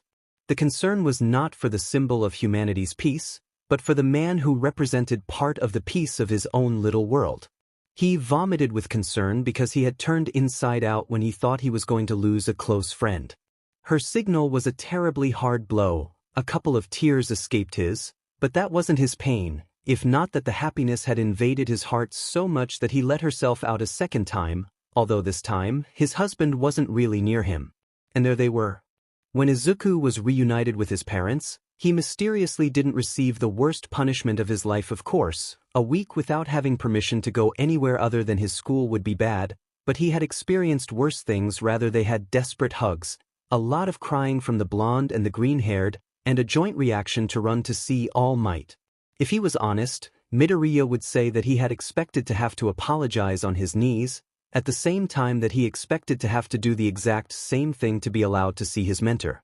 But he was surprised to learn that that he had all the permission in the world, and that at the same time his parents were going to accompany him. The freckled boy wasn't blind. The rivalry that existed between his mentor and his father was too obvious for his eyes, so perhaps the news that they were going to accompany him to the beach to see All Might altered him a little. As always, Number 1 had denied being hurt enough not to meet his protégé on a nearby beach, barely having a few sails around that would do the job of trying to heal his shattered body. The first to literally run to meet him is obviously Midoriya. He would have jumped straight into his mentor's arms if he hadn't been stopped by a blow lashed directly to his cheek. Maybe Shouta is surprised to see a bit how All Might reprimands his son, but it wasn't that it was exactly rare. The blonde had taken a role as a kind of third adoptive father for the green-haired boy, so the reprimands were included with the congratulations. But a hug and a scream definitely don't surprise him. His son is the second most sentimental person he knows, occupying a position directly below his own husband, who also lets out a couple of tears moved by the meeting that those two have at seashore, while watching the scene from the lookout above. However, something that surprises 3 of the 4 present is the next move that the black-haired man takes. Descending with a calm surprise from the lookout, he puts his hands in his pockets and allows himself to walk until he is a safe distance from the 2 sentimental people who are there hugging on the beach. When All Might feels the third presence there, he immediately separates from Izuku, leaving the boy sitting on the sand as he gets up. His sky-blue eyes meet in the middle with that pair of fathoms of coal that watch him without feeling. Perhaps there is more there than he can identify. Perhaps Shouta has become really good at hiding what he is feeling, or it is really difficult to see it for people who are not extremely close to him. But it's love. It's love that comes in the form of a clenched fist bump on the skinny hero's head, who immediately complains, holding the place of impact with his hands. He's about to ask why the sudden show of violence, when he suddenly feels that there are a pair of arms that are hugging him lovingly. It's a reaction that you definitely wouldn't expect from someone like Shouta Aizawa. But it's the first thing he does after he hits it, wrapping his arms around his neck lovingly. The Erase hero acts like a big cat, hiding his face in the arch that forms between the blonde man's neck and shoulder, almost stroking himself there. Yagi trembles when he feels that he speaks, because he can feel his breath tickling right there, while his cheeks are painted a strong red color. His ears manage catch. Don't do something like that again, you damn and sentimental symbol of peace. Frozen like a piece of ice, the older blonde doesn't know exactly what he has to do with his hands at first, but there is something in the tone of that phrase that tells him that he has a right to respond with affection. There is still a bit of dread in his movements as he wraps his arms around Shuta's waist, but there is no sign of refusal to that, so he allows himself to squeeze a little, feeling a smile form on his lips, even a slipping of a laugh. I don't think I can, anyway. Shouta responds with a friendly snort. As if you could quench your desire to help. I wouldn't be surprised to see you trying to help again, even being in this state. What's more, I wouldn't be surprised to know that you rescued someone on the way here. Yagi's laughter is like a jar of sweet honey. It does not compare at all to that laugh marked in the marketing and captured 1,000 times by the cameras that everyone knows. This one is more intimate and endearing. It is satisfying and even reassuring. And Hisashi? For God's sake, he's definitely going to cry. He isn't someone jealous, not since long ago. He had left that feeling practically buried in the depths of his heart, and unless someone is exaggeratedly direct with the intentions that they had with his Shouta, he would be calm in the displays of affection towards him. Perhaps that moment should ignite some wick of jealousy within him, but it is quite the opposite. It causes him a very strong feeling of empathy. He is touched by the way his husband acts around someone so important to Izuku's life, It's a sign of enormous affection on his part, and it's definitely a sign that right now, Toshinori has become an official member of the family. He can literally feel the tears welling up from his eyes, upon seeing that his reaction is also to run down to the beach and jump on those two, enveloping them in a tight hug full of love. The other two didn't even see him coming, focused on their own hug and with their eyes closed, they almost fell with their backs to the sand when a third joined them, in addition to Izuku, who quickly got up and placed himself in the center of all the affection. It's a lot of love to hold in feet, so it is a tender scene to watch the four of they sitting on the sand, struggling to hold that rare show of affection between four individuals. There are definitely more tears there. Hisashi and Izuku are horrible sentimentals, so Shouta and Toshinori laugh at the way their faces are flooded with salt water that could be lost in the sea. They stay like this for a while, before hunger invades them suddenly. It's evident more than anything from the way Midoriya's stomach rumbles, with nothing but the hospital food loosely deposited inside him. Hisashi is the first to laugh, drying his tears. I think we would all should go for something to eat. These days have been hectic. Yagi still feels a little invasive in the family home, but they treat him with a surprising formality and begging hurt and everything. He refuses not to help when it comes to cooking, so he sets up next to the three residents, listening to the instructions where he can help and abide by them as best he can. Dinner is quiet. The older blonde still feels a little weird from witnessing a completely different side of those three, their family after all, so sitting at the table, begging treated in the same way any of its members are new to him, but like everything he quickly adapts to the warmth of the house and feels welcome. When the time inevitably comes when he has to leave, Izuku gives him another hug. His mentor is just as stubborn as his black-haired dad, so he was probably going to see him in the Yurare in the following days, but nothing is going to stop him from showing his infinite love for that blonde man. Shouta also says goodbye with a hug and is in charge of taking Midoriya to his room before he starts crying again at the farewell. Hisashi is the last to say goodbye, and for some reason, All Might feels in his chest the need to sorry with courtesy, apologizing for invading the moment and the residence. Nothing to say, I'm sorry. Yamada smiles at him. I should really thank you for being here. You are really important in the life of our son Toshi. It is an honor and a pleasure for the three of us to have you here. Today more than ever you are part of our family. The newly retired might say that he had cried a lot that day, but if the greatest villain of humanity had faced him twice and had not been successful, a couple more tears are not going to kill him yet, so he allows himself to tear again while Hisashi also hugs him, infected by tears. It's still too much for All Might to move into their small space, but when Hisashi goes up to the balcony with his husband, who is still watching Toshinori leave the apartment complex, he allows himself to make a joke. Wrapping his arms around his husband's waist, he rests his chin on the other's shoulder, the black-haired man's back pressed against his chest, while whispering, "Do you think I have to buy another set of engagement rings? I wonder if they will allow 3 to be the same. How about a polyamorous wedding? I'm sure Izuku would be extremely grateful to us if we decided to include Toshi in the family." Shouta laughs lightly, turning to put his arms around his husband's neck. He kisses him, accompanied by a blow behind his head. It appears that day he was in the mood for passive-aggressive love. Don't even think about it. We don't need a ring to include Toshinori in the family, plus polyamorous weddings are not legal yet, idiot. Okay, I know you don't want to share me with anyone. There is a kiss accompanied by that statement. Besides that. But seriously Zashi, I'm happy as we are now, the two of us, Izuku, and Toshinori as our friend. He's like our son's other father, but I don't think he really needs to be accepted in that title to feel good about it. Are you implying that All Might wouldn't marry me? Shouda's laughter is heard throughout the city. Are you implying that your current husband isn't good enough? I have everything I need right now. But I won't deny that if I had a chance with the recently retired number 1, I wouldn't hesitate, please. Do you know the income that would mean? Hey, stop your horse's oxygenated blonde. If either of us has a chance for All Might to become his sugar daddy, that's me. Why the hell do you think you have a better chance than me of getting a sexy blonde daddy with big muscles? At first, in case you don't know, All Might lost its muscular figure. He's attractive in any way, but there aren't muscles precisely. Secondly, don't you see what's in front of you? I would definitely beat you in matters of sensuality. The laughter heard on the balcony would threaten to awaken the green-haired teenager who is sleeping upstairs, if it were not that he is not even asleep. They are a couple of idiots who do not even know what they are saying at that moment.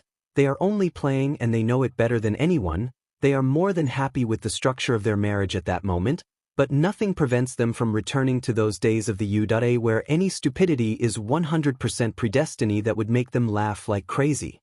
When they finally have air for their lungs, they allow themselves to calm down and put their foreheads together in a clear sign of the love that they have known how to remain throughout all those years. The wind is high, the atmosphere around him however feels warm, and neither of them knows that in his next adventure there will be another member more included in the family. If there is something that is worth admiring within a family of 3 people, for if they count All Might, 6 if they count the 2 cats they have who live within that small apartment, it is the infinite patience that exists among all their members and the lack of fighting on their part. As discussed before, Izuku is a fairly obedient boy regarding the rules and parameters his parents impose on him. He loves them very much, and although he sometimes disobeys his orders, he generally does so because he has good reasons or at least an excuse which would be valid. Partly it is also because most of the time he agrees with the norms and punishments that are applied to him. He is happy paying attention because he knows that it is the best thing for him and that his parents would never do something that would harm or annoy him in a conscious way. But there is something he still doesn't fully learn. It isn't his fault. The relationship he maintains with the 2 men who have raised him since he was 7 years old is really good. He understands them very well and knows them in the same way that they do with him. He knows that he can do and that it can't do and the things that could harm them. However, Shouta Aizawa has always been good at hiding what is really in his heart or his true intentions. He is a sentimentalist at heart as much as he didn't want to admit that it is so, and refuses to demonstrate what is behind of his almost unbreakable casing. But there are moments when he lets herself out. His son and his husband are his 2 weaknesses. Before them he allows herself to be a little more loose because he loves them more than anything in the world and knows that they are his greatest comfort. So Izuku can't understand why he doesn't want to let him go. After the Kaken accident and the sacrifice of All Might, the U.A takes as a strategy to open dormitories for its students, special buildings where the students will be after their classes, in order to reduce the risk and frequency of attacks by villains, as well as keeping students as close as possible to student authorities at any time they need it.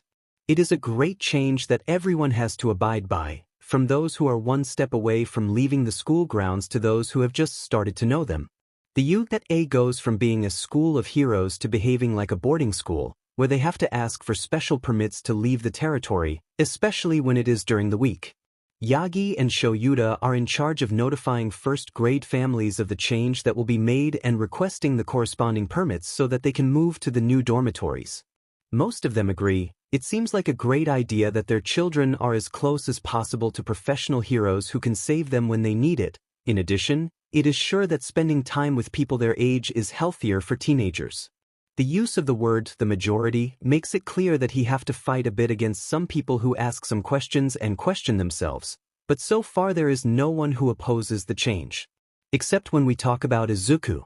As the son of 2 professional heroes, he needs the permission of his 2 parents when he hears the news.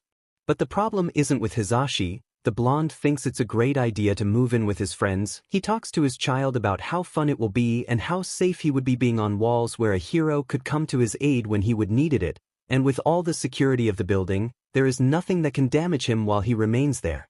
So what is it that prevents the boy with green hair and freckles like constellations from going to the bedrooms with the rest of his 19 companions? His other adoptive father, named Shouta Aizawa. Obviously it is through his means that he finds out that he will now live with his friends. He is excited like nothing else. He has a great appreciation for all the members of his class of heroes, so living with all of them in that way will be great for him. But as soon as his father tells it to him, his emotion is extinguished in a matter of seconds. Don't even think about it. It's the first thing he says, immediately turning off the brightness that is in his son.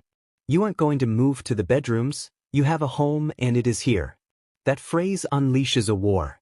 Hisashi is good at perceiving danger and wants to put a hand on Izuku's shoulder before he can say anything he will regret, but he isn't fast enough and his son is already opening his mouth to claim. Why can't I live in the dorms? The tone of voice he uses was definitely going to get him in trouble. You are literally about to go to convince all the other parents to let their children do what you are forbidding me. My responsibilities as a Yurata teacher have nothing to do with my father's decisions. But of course, Shouta quickly responds to his hostility, using a tone of voice that makes his authority clear. You need the signature of your two parents and of course, don't even think about getting mine, you will stay here with us. What's wrong with you?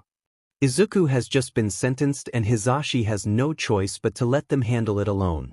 At least give me a reason to say no. I'm the only one who won't get a permit. Don't talk to me in that tone. The dark-haired man is staring at his son. I'm your father, I have my reasons and I don't have to talk to you, it's my decision and it's over. I thought you trusted me. The tone with which Izuku says that makes Aizawa open her eyes wide. But it's the same thing you always do, I love you, but I'm not a child, Dad. I'm 16 years old and I can take care of myself. I know you want to protect me above all things, but this is precisely for safety. Shouta wants to say something, but his son interrupts him again. It seems that you don't think I have the ability to do things on my own. You are always behind me putting up barriers so I don't take risks. Don't you trust me? After everything I've done, after everything I've been through? You really don't trust me? I thought you had placed your trust in me after my first day of school, but sometimes I seriously think you still see me as a child who shouldn't leave the father's bed. The dark-haired man remains silent at those words. He does not know how to explain to his son what he really wants to do by denying him permission to go live in the bedrooms. And he doesn't know how to do it because he isn't good with words. His throat feels closed and suffocated when he tries to formulate sentences in his mouth.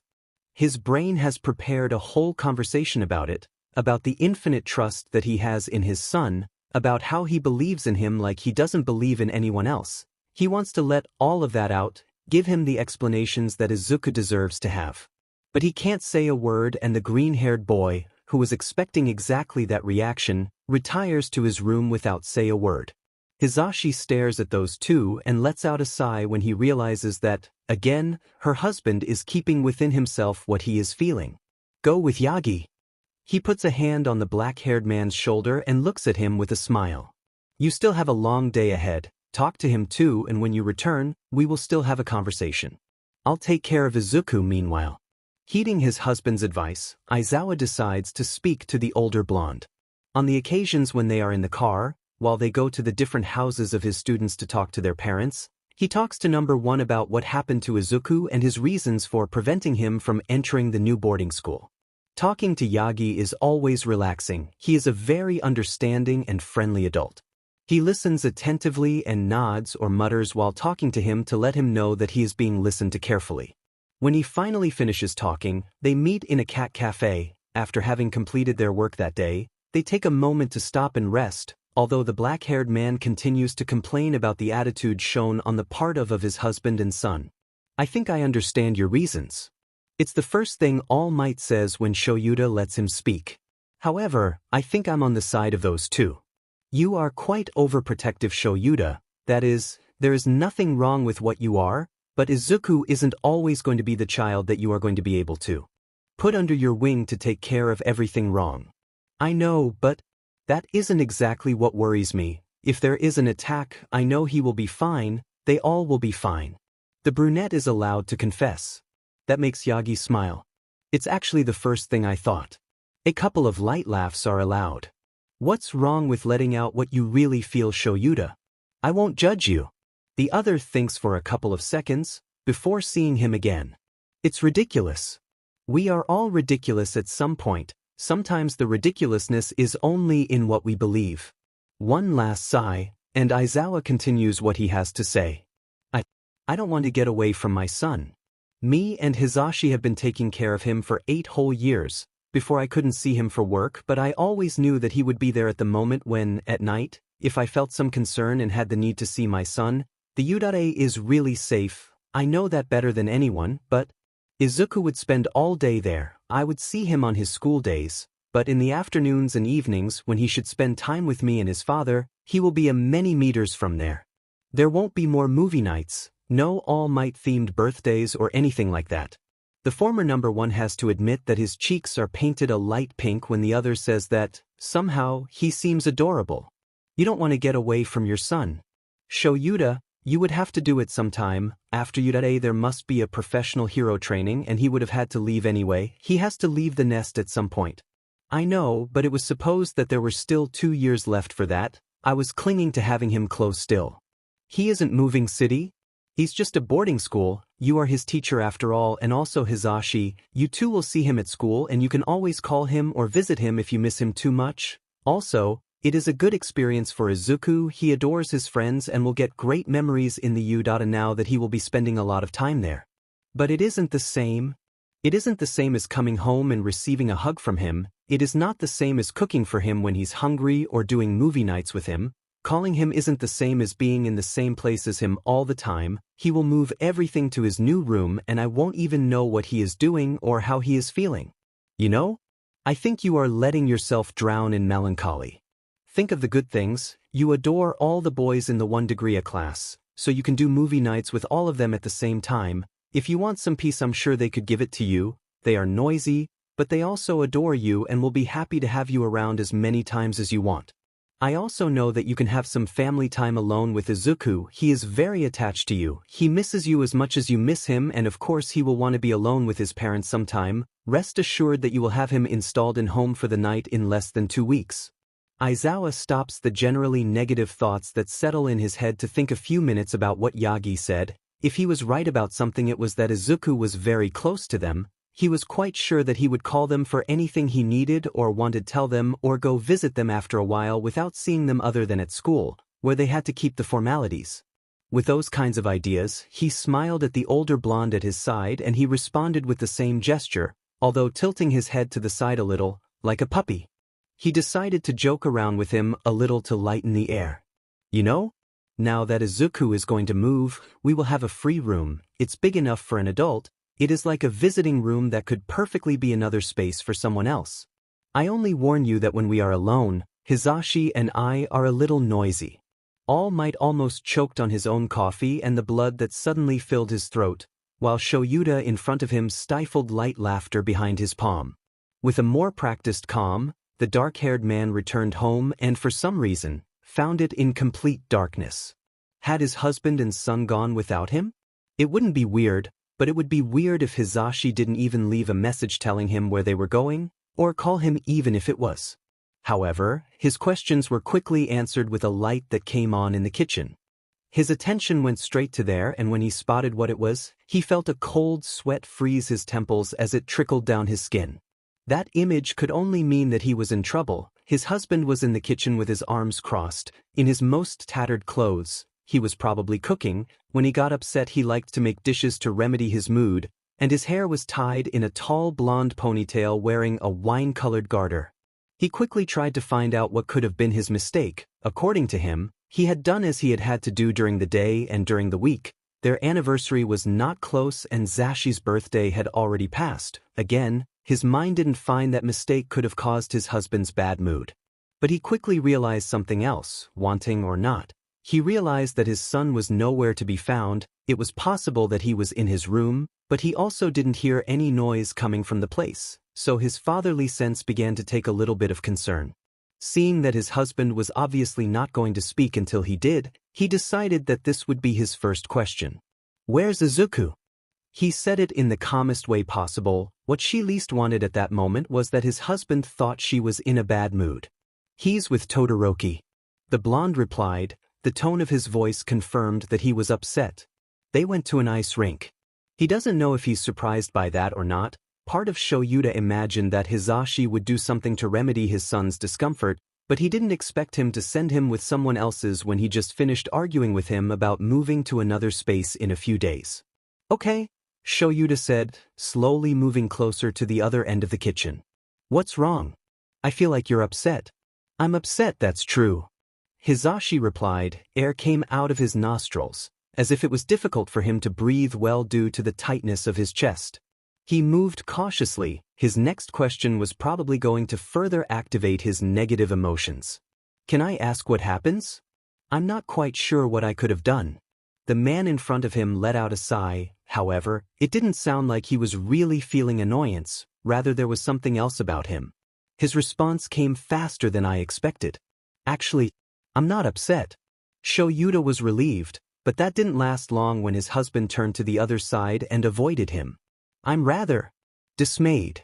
His husband scratching his arm and avoiding his gaze only made his heart squeeze between his ribs. He wanted to touch him to calm him, but the other one moved away from his touch. Zashi, what's going on? He realized that he lit a wick that would soon bring him an explosion. Izuku cried again today. I'm not one to sound loud, and that's not really weird. He does it even when he gets excited. It's different. He cried like before, like when he still didn't know All Might. What happened to him? He felt bad with what you said this morning. I know it may seem silly to you, Shouta, but he is 16 years old. Your refusal to let him go to the bedrooms was transformed into a feeling of rejection. He told me how he really felt that you don't even trust him anymore, because you don't think he's ready to get away from us.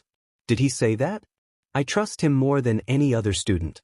Sure, I know it, you know it, Izuku knows it. You are his father, Shouta, but you overprotect him to the point that your own son begins to doubt that you trust him. My job is to protect him. He is also mine, but protecting him doesn't mean retaining him. You only cause him to move away from you more often if you don't show him that you think he can do it alone. Why are you always on his side? Why do you always have to be the one who cares? The way his husband said that pushed Shouta back. The blonde just said it with pain, his eyes flooded with tears and clutching his own shirt angrily, he was crying helplessly. Zashi? Aizawa tried to say something to comfort him, but the other one was already talking desperately, as if he was out of breath. Why do you always have to be the only one who cares about our son? Shouta, Izuku is my son as much as he is your son. I love him as you love him, but we are very different when it comes to raising him. For the love of God, it's always you who says, don't do this, don't do that, all because you're afraid something will happen to him. Damn it, I understand. Yamada gasped heavily before continuing to speak. I understand that you are afraid he is our little one. I know that you don't want him to die or to be hurt in any way. Any father wants the safety of his son above all things. But Izuku is perfectly capable of knowing what he wants to do, when he wants and how he wants to do it. He chose the hero's path, and the three of us knew that this was going to be difficult because, although he is a student, his life will be at risk at all times. And he will be playing with a rope tied around his neck while he looks for what he wants. But who doesn't seem ready is you. You see him as a chick still. He is a teenager, with a demon. Obviously, Shouta wanted to say 1,000 things. It was the first time he had seen Hisashi explode like that. It wasn't the first time they had argued, but it was the first time that he had seen his husband cry in tears while shouting what his heart felt. He decided it was best to let him continue until his breath was gone, and he felt better to give him time to speak. Just as Izuku needs a father who cares about him, he needs one who supports him unconditionally and lets him make his own decisions. Even if he knows that it is dangerous, he will let him do it not only because he needs to have those experiences for his count, if not also because that is the path that he once again chose to take, but also because, damn it, he knows that he will be able to do it and he is not afraid to go look for him in a hospital. Why am I the one who has to take that role? Why are you the father who cares about him and forbids him? Why do I have to be the one who swallows all the concern, who nails 1,000 needles in the heart, to let his son know that he trusts in his abilities? Shouta was definitely scared with that scream. He even allowed himself to back off a bit. Hisashi sounded really wrecked. Why do I have to be the one who smiles and comforts him when you don't let him do something out of fear? Why am I the one who has to swallow the tears of letting him fly alone because he has raised him with all the love he has for 8 fucking years?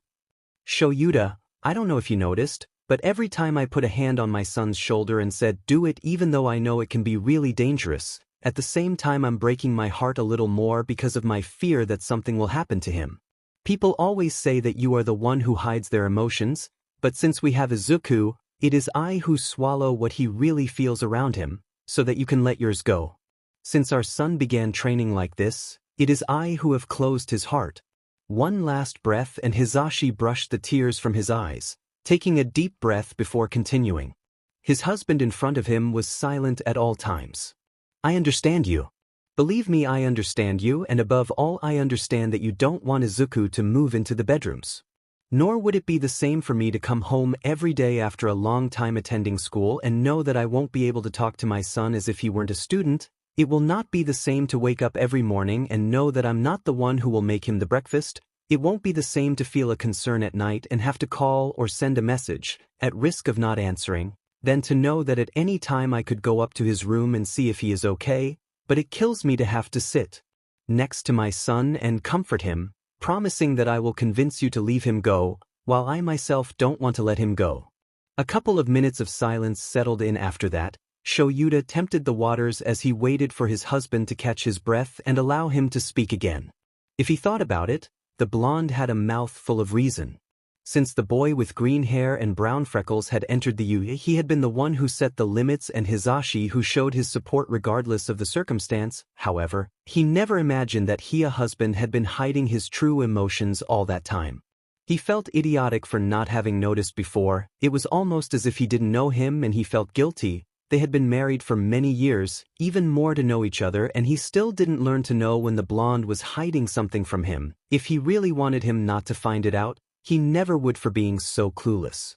A couple of tears also escaped her when she realized the mistake she had ignored for years, and knowing that there was no longer any danger, he moved closer to his husband and placed a hand on his shoulder.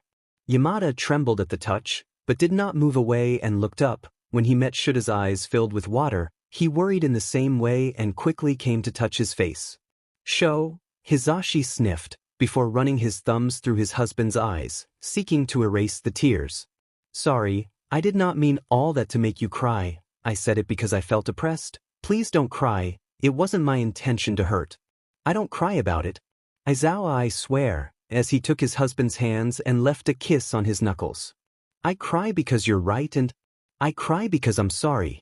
I am so sorry I did not realize what I was doing to Izuku. I feel like you have no idea for being the worried father I'm and for not assuming my role as support for our son. I'm sorry. I made you feel that you were the one who had to do the work that I don't do. Sorry for making you cry. Ha. Hisashi was laughing happily, but there was still something wrong inside. I think we both made a mistake, me for not telling you anything and you for not taking all your roles as protector. Being a father has many Shouta faces. You have to be ready for all of them. I always told you I wasn't ready for this. No matter how hard I try, I always make mistakes. No one is ever ready, my love. It is a very difficult decision and not everyone is mentally ready, but that does not make you a worse father or a bad one. We just need to learn what all this entails. We have been in this for 8 years. And?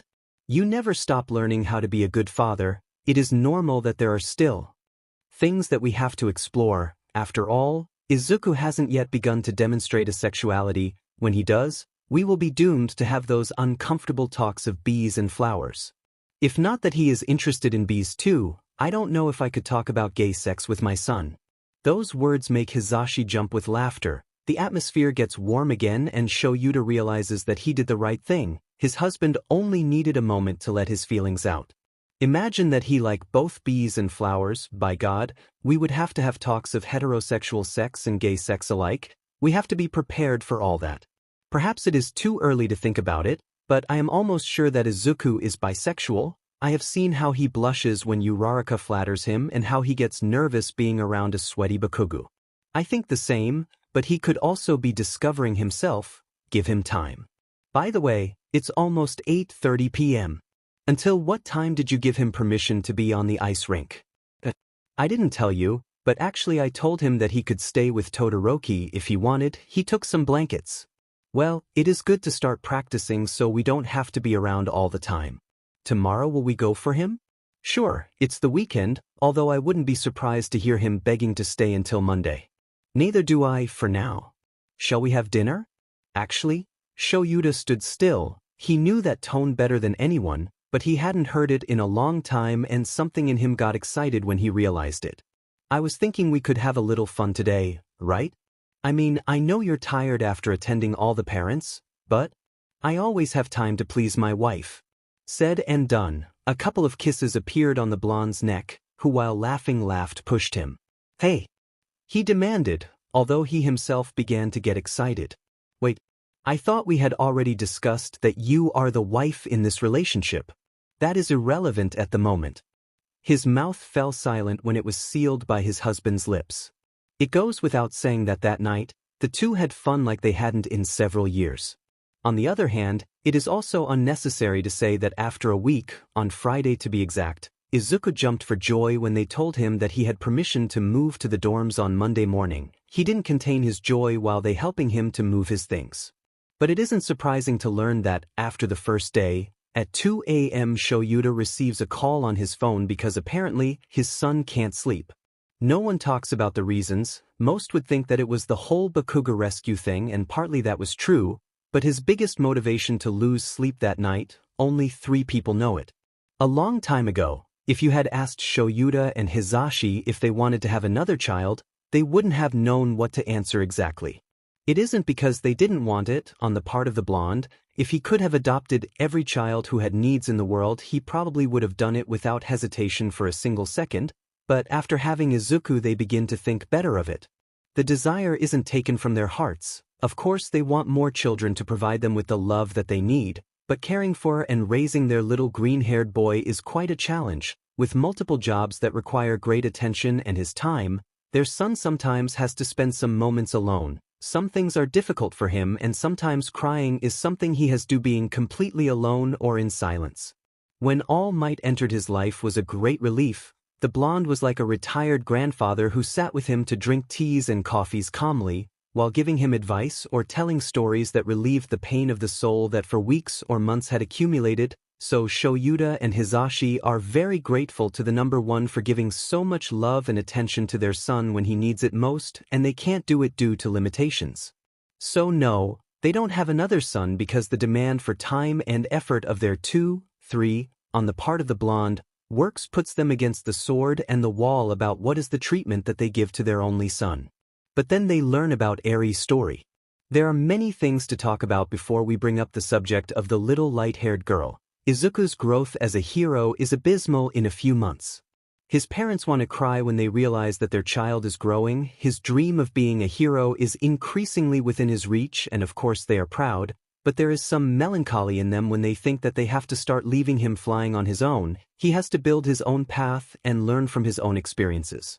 Obtaining his provisional license is a big step. It entitles him to do everything a professional hero would do even if he is only a student and still don't have an agency of his own. Being the successor to All Might, part of his destiny is to become number one. The new symbol of humanity's peace was taking its first steps in the world of professionals and will soon be ready for really important missions. Of course, his parents didn't expect it to be so damn soon. His internships with the former partner of All Might will be a good experience for him. It gives Hisashi some tenderness to see how his little boy has achieved a senpai to take care of him and support him in his growth within the heroic world. Mirio Togata is one of the best of his generation, and it seems perfect for him to spend time with Izuku, because it will give him part of his experience. In addition, he is a ray of sunshine that resembles his son. The light of both is both inspiring and blinding. However, their son comes crying one day. After moving to the dorms, he and Shouta have to go through a whole process of accommodating at that point. The students live in the U.A from now on, so seeing their son's empty room is difficult for them. It feels a little lonely to get home from work and know that there won't be a cute smile on a freckled face and green hair to cheer them up. But it's fine, they adapt easily and still have time to spend together as a family, even if it's not all the time and Izuku is busier than ever. It's a good change that they don't have much to complain about. Despite everything, their son still needs his parents, so it isn't unusual for them to call them saying that he want to go home for one night to spend time with them and tell them about something that tormented him. Izuku has always been sentimental. He may not be Mick's biological son, but Shouta could swear that he had inherited it. From the way he had been raised, that fact of caring for anyone and being very affected by things that they didn't do or what they have nothing to do with him or something he couldn't help doing. When he talks about the girl Eri, with the bandages on her arms and her scared little face, his voice cracks. He says that he agrees with his senpai's idea of not making a fuss and moving intelligently, but he still feels the grips of the little girl on his forearms and feels bad for it, wishing he could have done more to help her or at least to know that she would be fine wherever she went. Shouta and Hisashi caress his head and tell him not to worry. that surely he will have an opportunity to help her as soon as she shows up, because knowing Night Eye, he should already be thinking of a good strategy to do exactly that. They aren't wrong, and the little girl's rescue plan involves father and son. It is a risky mission. The three are sure that there will be a lot of blood to spill and wounds to heal after something of that caliber, but part of their work as heroes it is to make those kinds of sacrifices. It is a greater good, although it may seem too much for save a simple girl. Her rescue involves stopping the creation of the bullets and therefore, stop the suffering of the little girl. The black-haired man thanks his husband for having argued with him before Izuku went to the bedrooms. Before having that conversation, he probably would have done everything possible so that his son didn't participate in the mission, but thanks to the blonde understood that he also has to release his little green bird to let him learn to fly alone. Some of his students are also involved, so he issues a warning to all of them, but it's more of an encouragement. He tells them to get ready even though he's worried about them, while he asks his son not to cause too much trouble out there. To say that the mission was difficult isn't having justice to the true nature of what all that martyrdom was. It was a huge sacrifice on the part of many people. Serious and irreparable injuries were made and many things were lost, including a quirk and a person's life. But Eri is safe. The mission was not a failure because she is fine. Little by little she recovered her happiness with the help of Izuku and Mirio. They almost seem like her older brothers, and her happiness makes all the hero she has had. A people in that mission smiles at her knowing that they did the right thing. The story of how Shouta and Hisashi end up adopting her is quite obvious. Before ending up in the home of the two professional heroes, the little girl spends time in the Yuta being cared for by the authorities there. That includes the black-haired man, with who the little girl quickly grew fond of. "You are Deku-san's father, right?" she asks one day, while playing with some new toys and is under the supervision of Aizawa. He confirms her suspicion. It doesn't even seem something like that. Possibly his son told him what he said at some point, but that doesn't matter, and after Eri stares at him for a couple of seconds, he asks again, "Can I meet your husband?" And of course Shouta doesn't know how to say no. It wasn't that he wanted to do it anyway. His husband's energy is really contagious, and something more than the calm that is always present with Aizawa would be good for the girl. Of course, she immediately adores him. His blonde hair, his loud voice, his extravagant way of doing things and playing. She laughs a lot at his side because it is obvious that she has fun while he is close. Aizawa likes to see his smile, and Hisashi feels fulfilled knowing that she likes him enough to request his presence. It takes a couple of weeks before Nizu lets them know what will make them sign adoption papers without even thinking about it. "A orphanage?" Aizawa asks in bewilderment. His boss in front of him nods calmly, while stirring her spoon in a cup of tea. "It's the best for her." Nizu answers. "As much as we want, we can't have she all the time in the UA. We are heroes and everything, but you know how politics works. We aren't an adoption institution. But she still needs our presence." Shuta's worried tone rises. It is the same one that she usually uses when her students are in danger. Moving her away from here can make her nervous. Her mental state is still delicate. We don't know how they are going to treat her in those places. It could be worse. "And I fully understand your concern," assures the director, still without looking at the black-haired man. "But again, it isn't something that we can discuss with the law. Without the appropriate papers to carry out an adoption, the campus will be forced to put it in an orphanage soon." Aizawa is silent for a couple of minutes, thinking about the possibilities. The words "adoption papers" hang around his head enough to form a solid enough idea to immediately retire in search of his blonde husband. "Adopt Eri-chan?" Hisashi asks it in bewilderment, while he and his husband prepare dinner. "I know it's a little hasty." Shouta says it while shrugging his shoulders. "But I don't like the idea of her going to a home. Her mental state is delicate and she needs specific care, and she loves us very much and Izuku too." "I have no doubt of that." Hisashi left his utensils behind, while washing his hands. "But? Another child? I mean, I adore Eri as much as you do and I know that she wouldn't object, but think about it. We are busy almost all the time. It's a year younger than Izuku was when we adopted him. We have very demanding jobs. We are doing well financially, but I'm concerned that she does not feel loved enough by our side. We won't be with her as long as we should to take care of her. We can do the same as we did when Izuku was her age," Shouta suggests. "She likes to be in the Yude after all. I can almost swear that she wouldn't like not to return to her as long as she can. We would need a bigger place. We can't just get rid of Izuku's things. He still has to spend the holidays with us and his room is still his. We will find a new apartment, but in the meantime she can sleep with us. I don't think it's a problem. Izuku did it too, after all. I'm not opposing all that, but Shouta, I don't know. This time I'm the one who isn't sure to do this. What's up, Zashi? I thought the idea would excite you. It does. Of course, since Izuku left, everything here feels a little more solitary when we two are alone. Eri is a beautiful girl and I am sure that she would love the idea of being part of our family, but again, I'm afraid we not have enough time to attend to her. In addition, we already have Izuku, we have to see for him too. The idea must also please our current son. Aizawa put aside what she was doing, before gently placing his hands on his husband's now wet cheeks, which was sobbing slightly. Hey, Zashi. The named one looked up to meet his eyes. Remember when I had the same insecurities about adopting Aizu? You looked me in the eye and told me that despite the worries and adversities that are presented to us, you established that we would be a great family. Well, now I tell you the same thing. Look at us. We have a 16-year-old son who is on his way to being the next number one. He loves us and we have done well all this time. It is difficult to adapt to the schedules, but we did it, and if we did it once, we can do it twice. Eri is going to love us as much as we already love her and how she is loved by Izuku right now. The blonde in front of him sighed, before looking back with a smile on his face, more confident and happy than before. Okay, but you still have to tell Izuku about our decision. It will do him good to have someone to care for us for a change. We have been taking care of him for so long. Having a little sister must be an idea that he likes very much, and being Eri so tender, he will be very excited. Aizawa laughed small after that, turning away from his husband to return to his kitchen activities. While asking, "Do you want me to tell Yagi too?" his husband replied as seriously as he could. Of course, he is the grandfather of this family. He has every right in the world to know about and support our decision.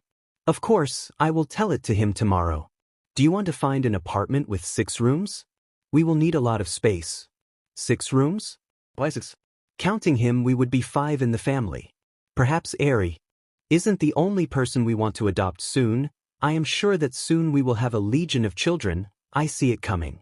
I wouldn't be surprised if you wanted to adopt the entire 1 degree A class. If you could, we should establish our own adoption institution. If we had an adoption institution, it would mean that we would keep the children only when they were ready to be adopted. I don't want to have to say goodbye. Good point. Although adoption revenue is low, I think it would still hurt to have to. Am I going to have a sister? It isn't a surprise for either of them that Izuku's eyes sparkle in amazement when they sit down to give him the news. The boy seemed like a happy puppy wagging his tail. Who will it be? She is pretty? Can I meet her? What does Quirk have? How old is she? It goes without saying that he almost passed out when they told him that it was the little Eri. They literally saw him jump out of the chair with joy at the news, wanting to accompany them at all times to carry out the procedure. However, Hisashi and Shouta have to put their papers in order and update their socioeconomic studies before doing something like that, so the whole process lasts as long as it takes to organize the Yudata Cultural Festival. When they tell Nizu their plan, he does his best to communicate it to the authorities and thus not have to take the girl to a orphan before planned. It is not really long. The couple thanks that they never lost contact with the social worker who helped them adopt Izuku, since she is quite helpful to speed up the adoption process. When the papers are ready, they just have to go talk with the girl before doing anything. It is a day like any other, as almost always. Shouta sits next to her while she watches cartoons and immediately approaches him. In a short time, she already seemed to have accepted him as her caregiver, so he hopes that the idea of having him as a full-time father don't be strange to her. Mirio Nikan told me that they wanted to take me to a new house. The black-haired man freezes when he hears the little girl say that Mirio said it. He doesn't know why, but the idea sounds really crazy to him. He did not think that the blonde boy wanted to worry the girl and tell her that they are thinking in taking her away from the UA could cause something, so he doubts it a lot. He told you that? He decides to get out of his doubt. He didn't tell me. She clarified while looking at the adult next to her. He said it to the cute boy with purple hair, Tama-chan? I heard they talked about how they wanted me not to go to that new house. The dark-haired man sighed. How was he supposed to explain that when he was about to tell her that he and his husband were planning to adopt her? She might confuse the concepts and wish wasn't going, even if they were trying to help her. However, it isn't as if he couldn't tell her, so he decided to clarify it. Mirio was talking about an orphanage. He started. They are places where they take children who don't have adults to take care of them. I thought you and Zashi took care of me here. Her voice makes something break inside Aizawa. She sounded disappointed. Yes, but the school is not a place for you to stay. The authorities said that you should be in a safe place. Oh, Eri seemed to understand, although obviously the idea didn't please her at all. So I have to go? Not necessarily. Shouta reassured her by stroking her hair a little, delicately while smiling at her calmly, a very slight curve showing on his face. Zashi and I were talking a few days ago. Do you like the idea of going to live with us? With you? Eri hesitated. Like with Chisaki? Aizawa felt a drop of sweat fall down his 100. He didn't like the idea that the only house with which Eri could compare his stay was with the martyrdom that had to happen next to the Yakuza. More or less. He decided to start explaining. We were planning to adopt you. That means you would go live with us and we take care of you. We will take your things. You would have a room of your own. You would even go to school. Zashi and I would take care of everything you could need. The light-haired girl in front of him seemed to think about it for a couple of minutes. Her fingers close to her mouth as if she was trying to control a nervous tic. After what seemed like an eternity to Aizawa, she asked again, "Does that mean I wouldn't be here at school?" "Not all the time." The adult replied immediately. "You would come here in a few days to spend time with us, since we have some quite long work days and you could not stay home alone.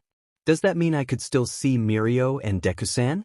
Her little eyes sparkled, and Shouta started to smile again. "Of course, actually, that means you would be Deku's sister." "His sister?" "Yeah. That means that he would take care of you as he does now, but you could see him more often and they would have an unbreakable bond, because they belong to the same family. I think I like the idea of being adopted." Her smile says it all. She is definitely excited and Shouta can't wait to tell his husband. Eri's adoption is going pretty well. Because the process is actually a bit slow, they cannot finish the preparations until the end of the cultural festival. They thank Mirio infinitely for not leaving the girl alone at any time while they prepared everything. Thank heaven, that time gave them enough to find a place with 3 rooms, so they had enough space for the whole family. The day that the girl finally leaves the UDA is a day full of farewells. The entire 1 degree A class feels melancholic having to let her go, but they know that there is no better place for her than next to their worried teacher and his energetic husband. They also take Izuku for the weekend so they can take time with the family. It goes without saying that the girl loves the house and her room. She is identical to Izuku when they took him for the first time and claims that she doesn't need too many things in her room to feel happy, but they insist and in the end manage to convince her to buy what else she likes it, although again, they are only some basic things like paint and dressers. Because fortunately they have an extra bed and things like toys or clothes have already been provided by the government in those.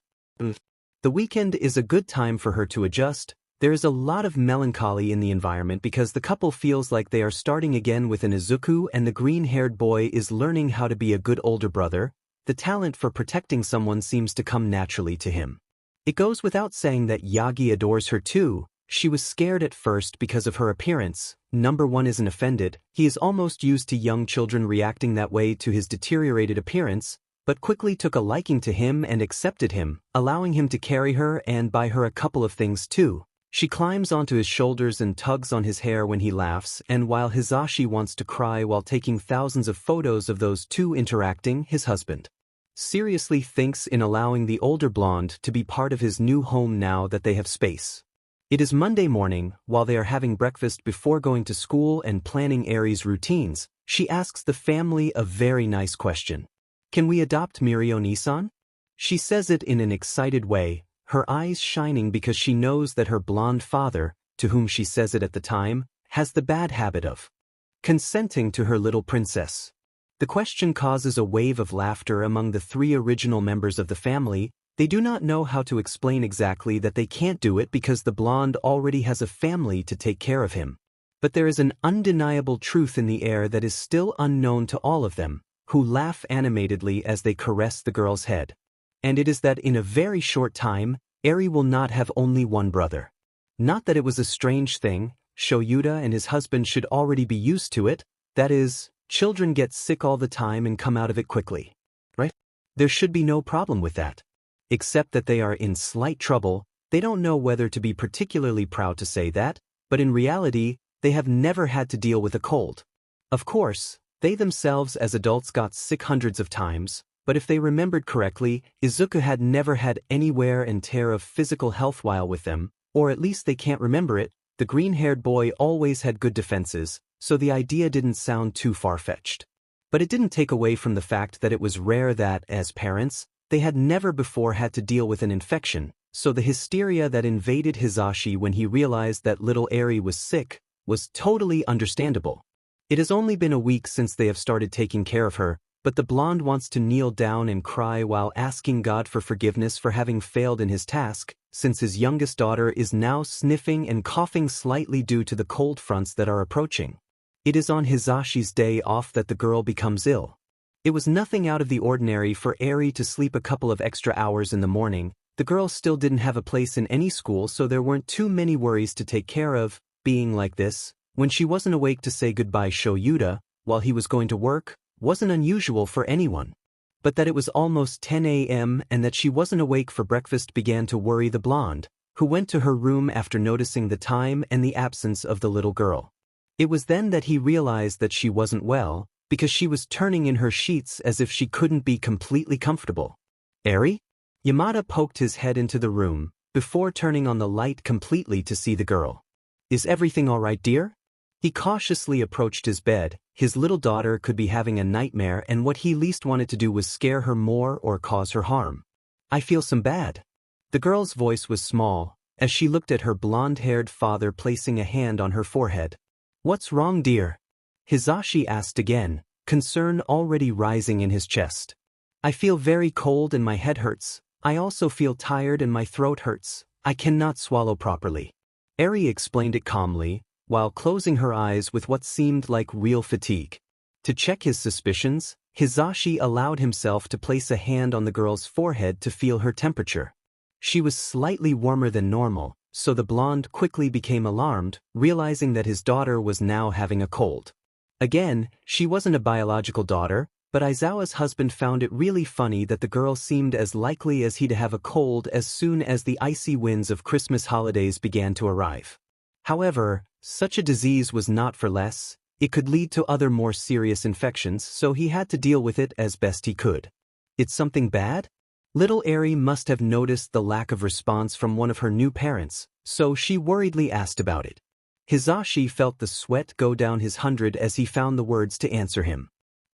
No darling, it's nothing to worry about, it's just a little cold that should go away in a day or two. For now, we will take a bath to make your fever go down. Do you think you can bear the cold water like a big girl? Yes, as long as it's not too cold. Eri stretched out her hands to be carried. Hisashi immediately understood the message and pulled the girl out of bed to take her to the bathroom. At the age that she was, Eri was truly independent. However, preparing the tub water for her and playing a bit at bath time was always one of Hisashi's favorite activities to do with his only son. Repeat it with Eri makes return the perpetual smile that he carried in the days when his little green-haired boy still needed support.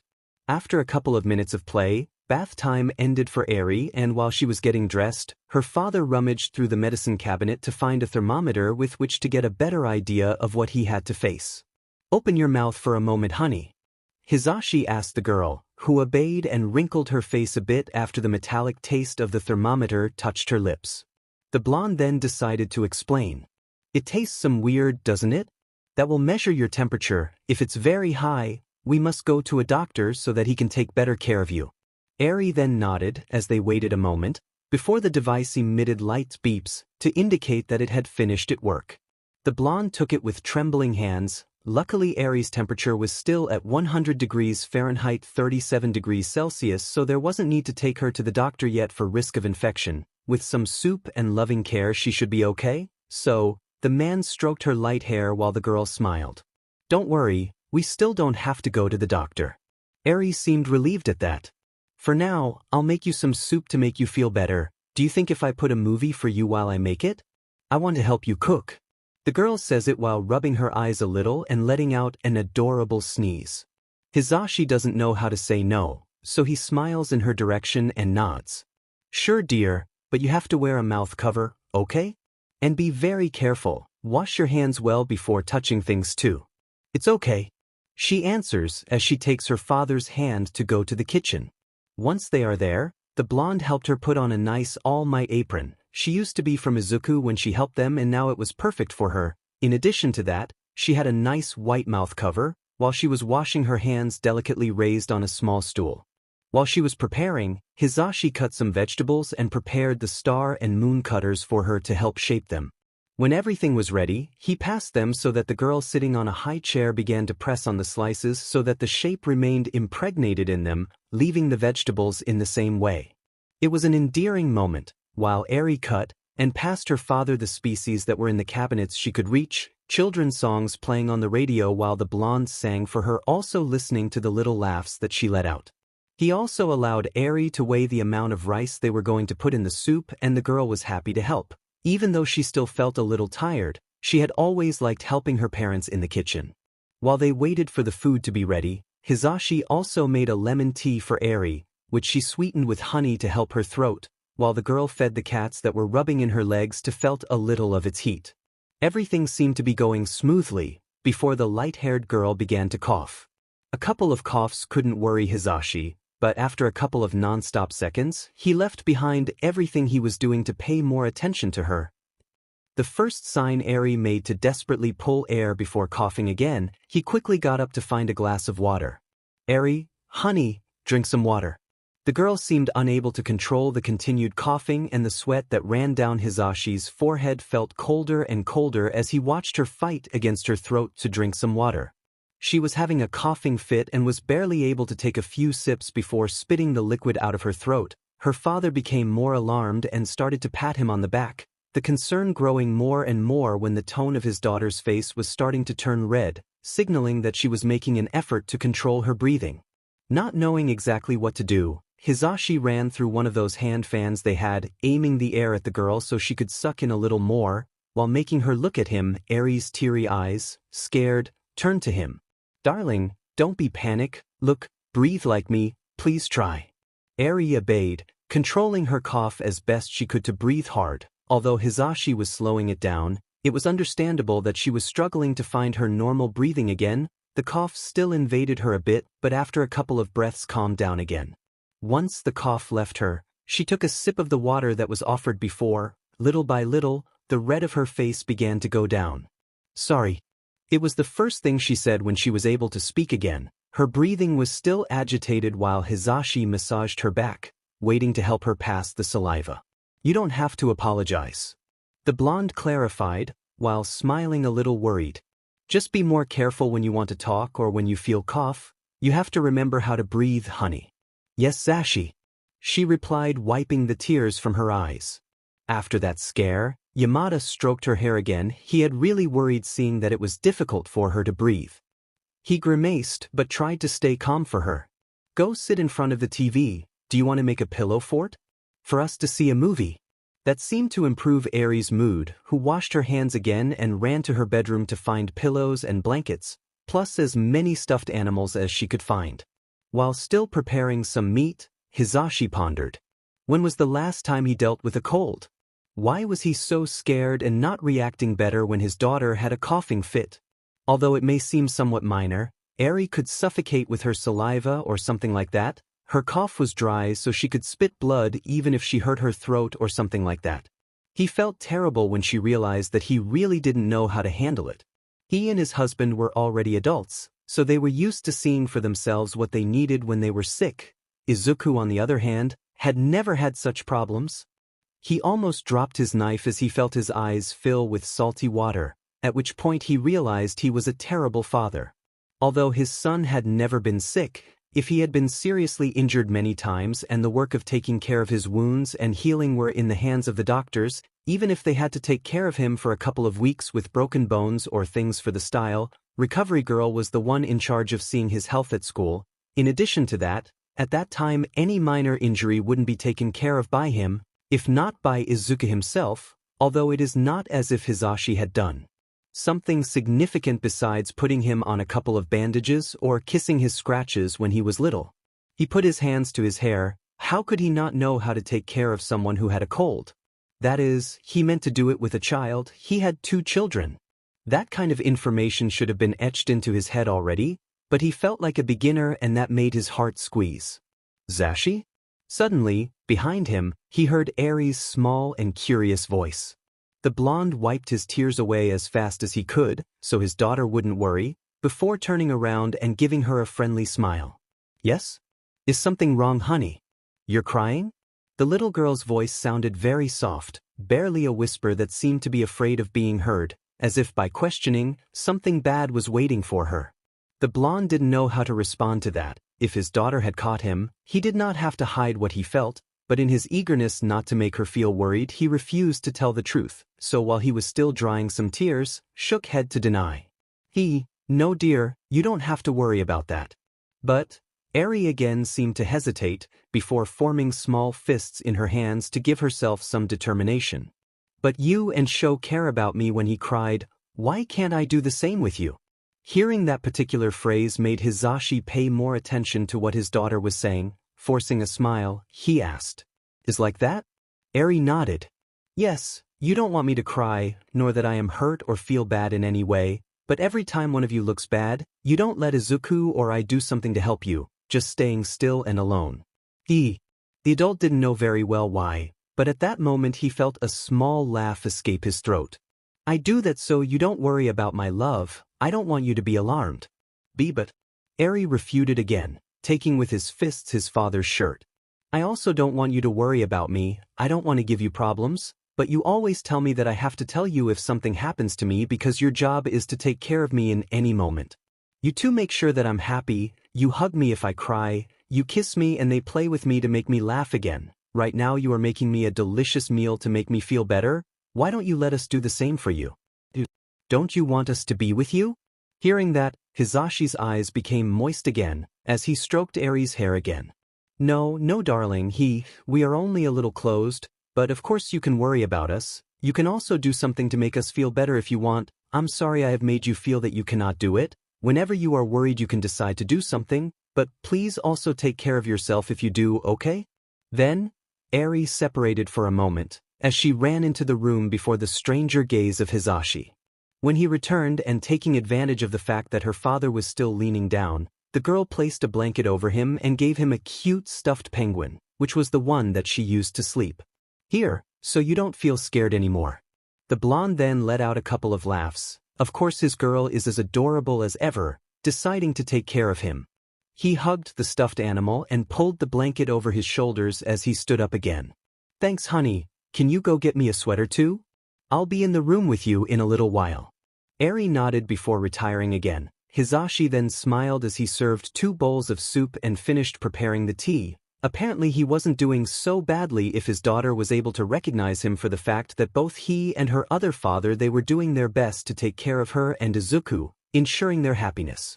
Of course, being a parent did not mean that you always had to see your children and the people time to time wants moments of personal independence, some more often than others, but in the end, they all wanted them and that was fine. While they will be there when their children needed and wanted it, they could be satisfied. When he returned to the living room, his girl was already waiting for him sitting on the fort he had built, with sheets and pillows at the foot of the sofa, waiting for Hisashi to remove the table from the middle so they could stretch their feet. Comfortable and happy, she was smiling wrapped in a blanket, with the cats around her that matched her cat-patterned sweater that her dad had given her, baggy and fluffy. Next to her, another sweater of the same style was waiting to settle into him.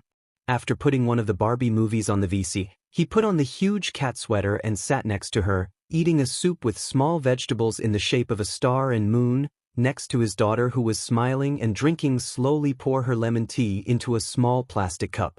After eating, Hisashi made popcorn without so much salt so that Eri wouldn't have another coughing attack. They ate quietly and he gave the girl a tablespoon of medicine in syrup to help her fully recover. When the clock struck 6 in the afternoon, the blonde man worried again. The absence of his husband for that hour of the afternoon was a little out of place, even more so if she did not call him to be informed of his delay. Half an hour passed before a lightning strike struck in the distance. He hastened to close the windows so that the cold would no longer affect Eri, while he turned on the heating. And more hour passed and it was 7:30 at night when someone finally opened the front door of the house.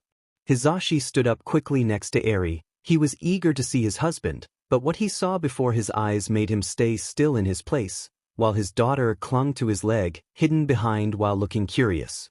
At the door was Shouta Aizawa, completely soaked from head to toe and with bleeding wounds around his body. Behind him, Izuku was equally wet and wounded, with mud marks everywhere, but that wasn't what it caught his attention. If not, that with them was a purple-hair boy. Hisashi already knew that boy. His man was Shinso Hitoshi and was the protege of Aizawa. In those last weeks he had been training very hard with him because he was looking to get a position in the hero class, so he already knew his face. However, Hisashi was surprised that of the three he was the most scruffy, in addition to refusing to look up to say something, as he entered the house only because Izuku pushed him a little with the palm on his back. "I think," the blonde started, although he wasn't sure what to say, "that your day was a little more hectic than mine, right, love?" The look would be given by his black-haired husband made Yamada shut his mouth as fast as he had opened it earlier, but what the hell had happened to those three? A street fight? That is obviously the first Hisashi asked. As he runs a towel through his ragged guest's purple hair, he moves a little, uncomfortable with the attention, before being scolded again. "Shinso, don't move so much, I'm going to hurt you." It was something like that. Shouta in front of him does the same with his green-haired son, who on the contrary is a little quieter, but with the same expression of displeasure at the time. "A gang attacked us after we found it. I thought the gang problem was over months ago." The blonde right now had a small cloth in his hands, covered with alcohol that slowly approached the boy's wounds.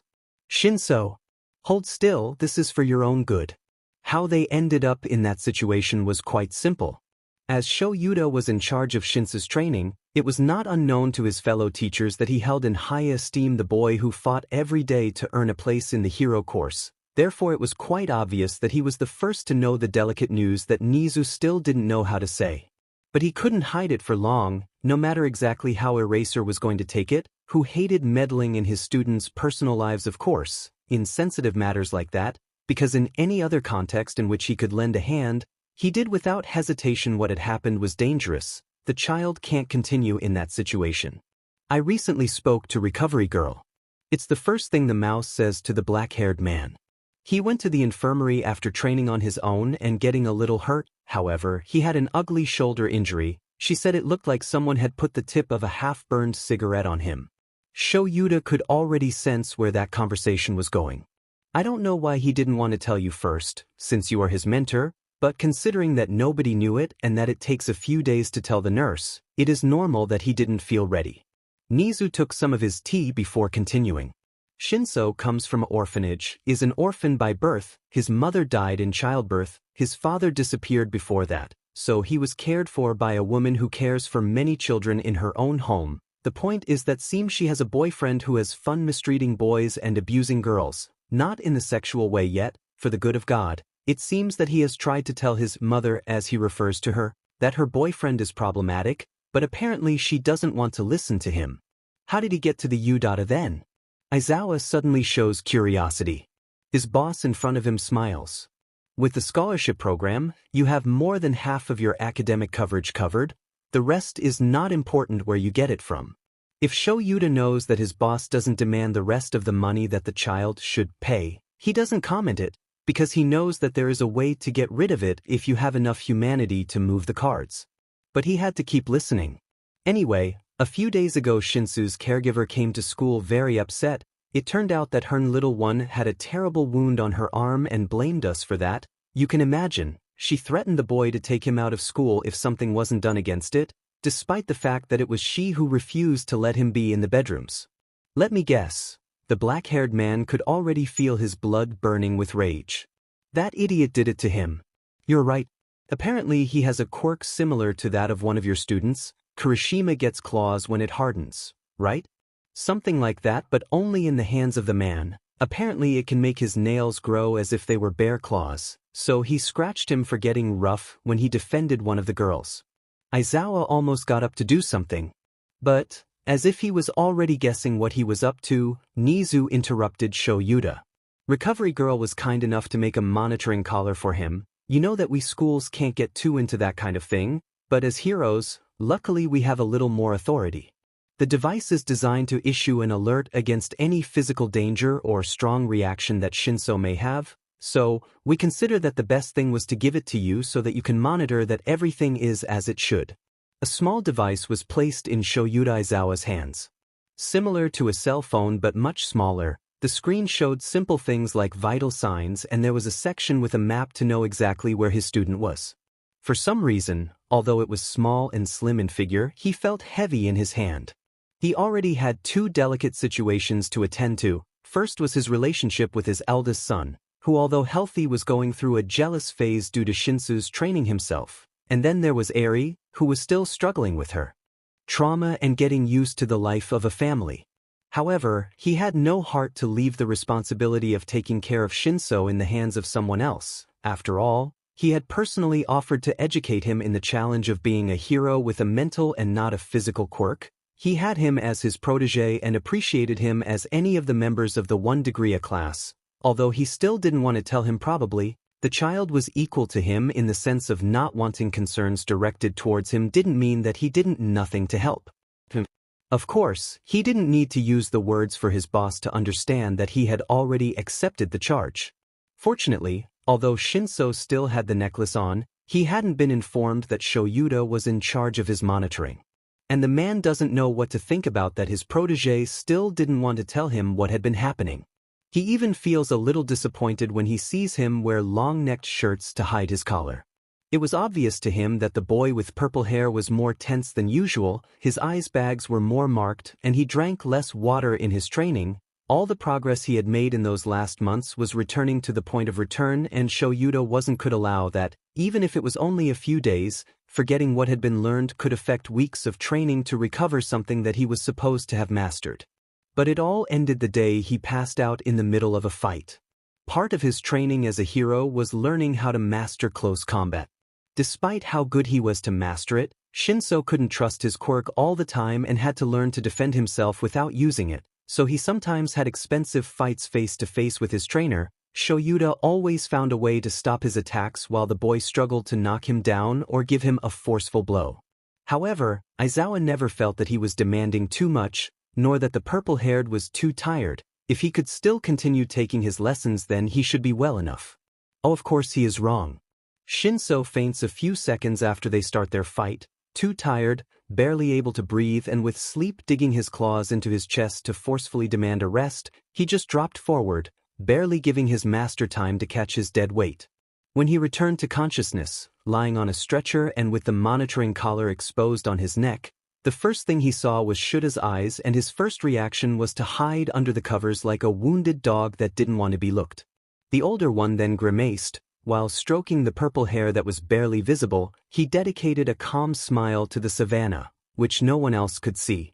"Don't force yourself too much if you feel tired." He said it with tenderness and affection, the tone reserved for his children and his husband now extended to his protege. "You need rest as much as you need training, so tell me the next time something happens, okay?" From the way Shinsu's shoulders suddenly tightened, as if he was trying to hold back the words that wanted to come out of his throat against his will, Shouta knew that this was not the time and it was better to stop insisting. The boy would find a way to tell him, so he didn't accomplish anything by trying to force him. He regrets having left the room without making another move. He regrets because days later, a few hours after a tired and demanding day with his class, the monitor that is installed in his jacket begins to make two loud sounds. As if Recovery Girl had guessed from the beginning that the device was going to end up in Shuta's hands, she programmed the sound so that she was able to wake up someone who was heavy sleeper in 5 blocks away. So it's not rare that all the staff present in the room suddenly get rid of the discouragement they had with carrying their heavy work. The hero rushes to take the monitor out of his pocket and turn it off as fast as he can. He thanks to the fact that his husband wasn't there, otherwise he would have probably competed with the device to know who could make the loudest sounds. However, his concern becomes even greater when he realizes what the device is announcing, not only because it describes to him that the pulsations of his heart are terribly accelerated, as well as warning him of hormones such as those that cause anger and the sad are being secreted.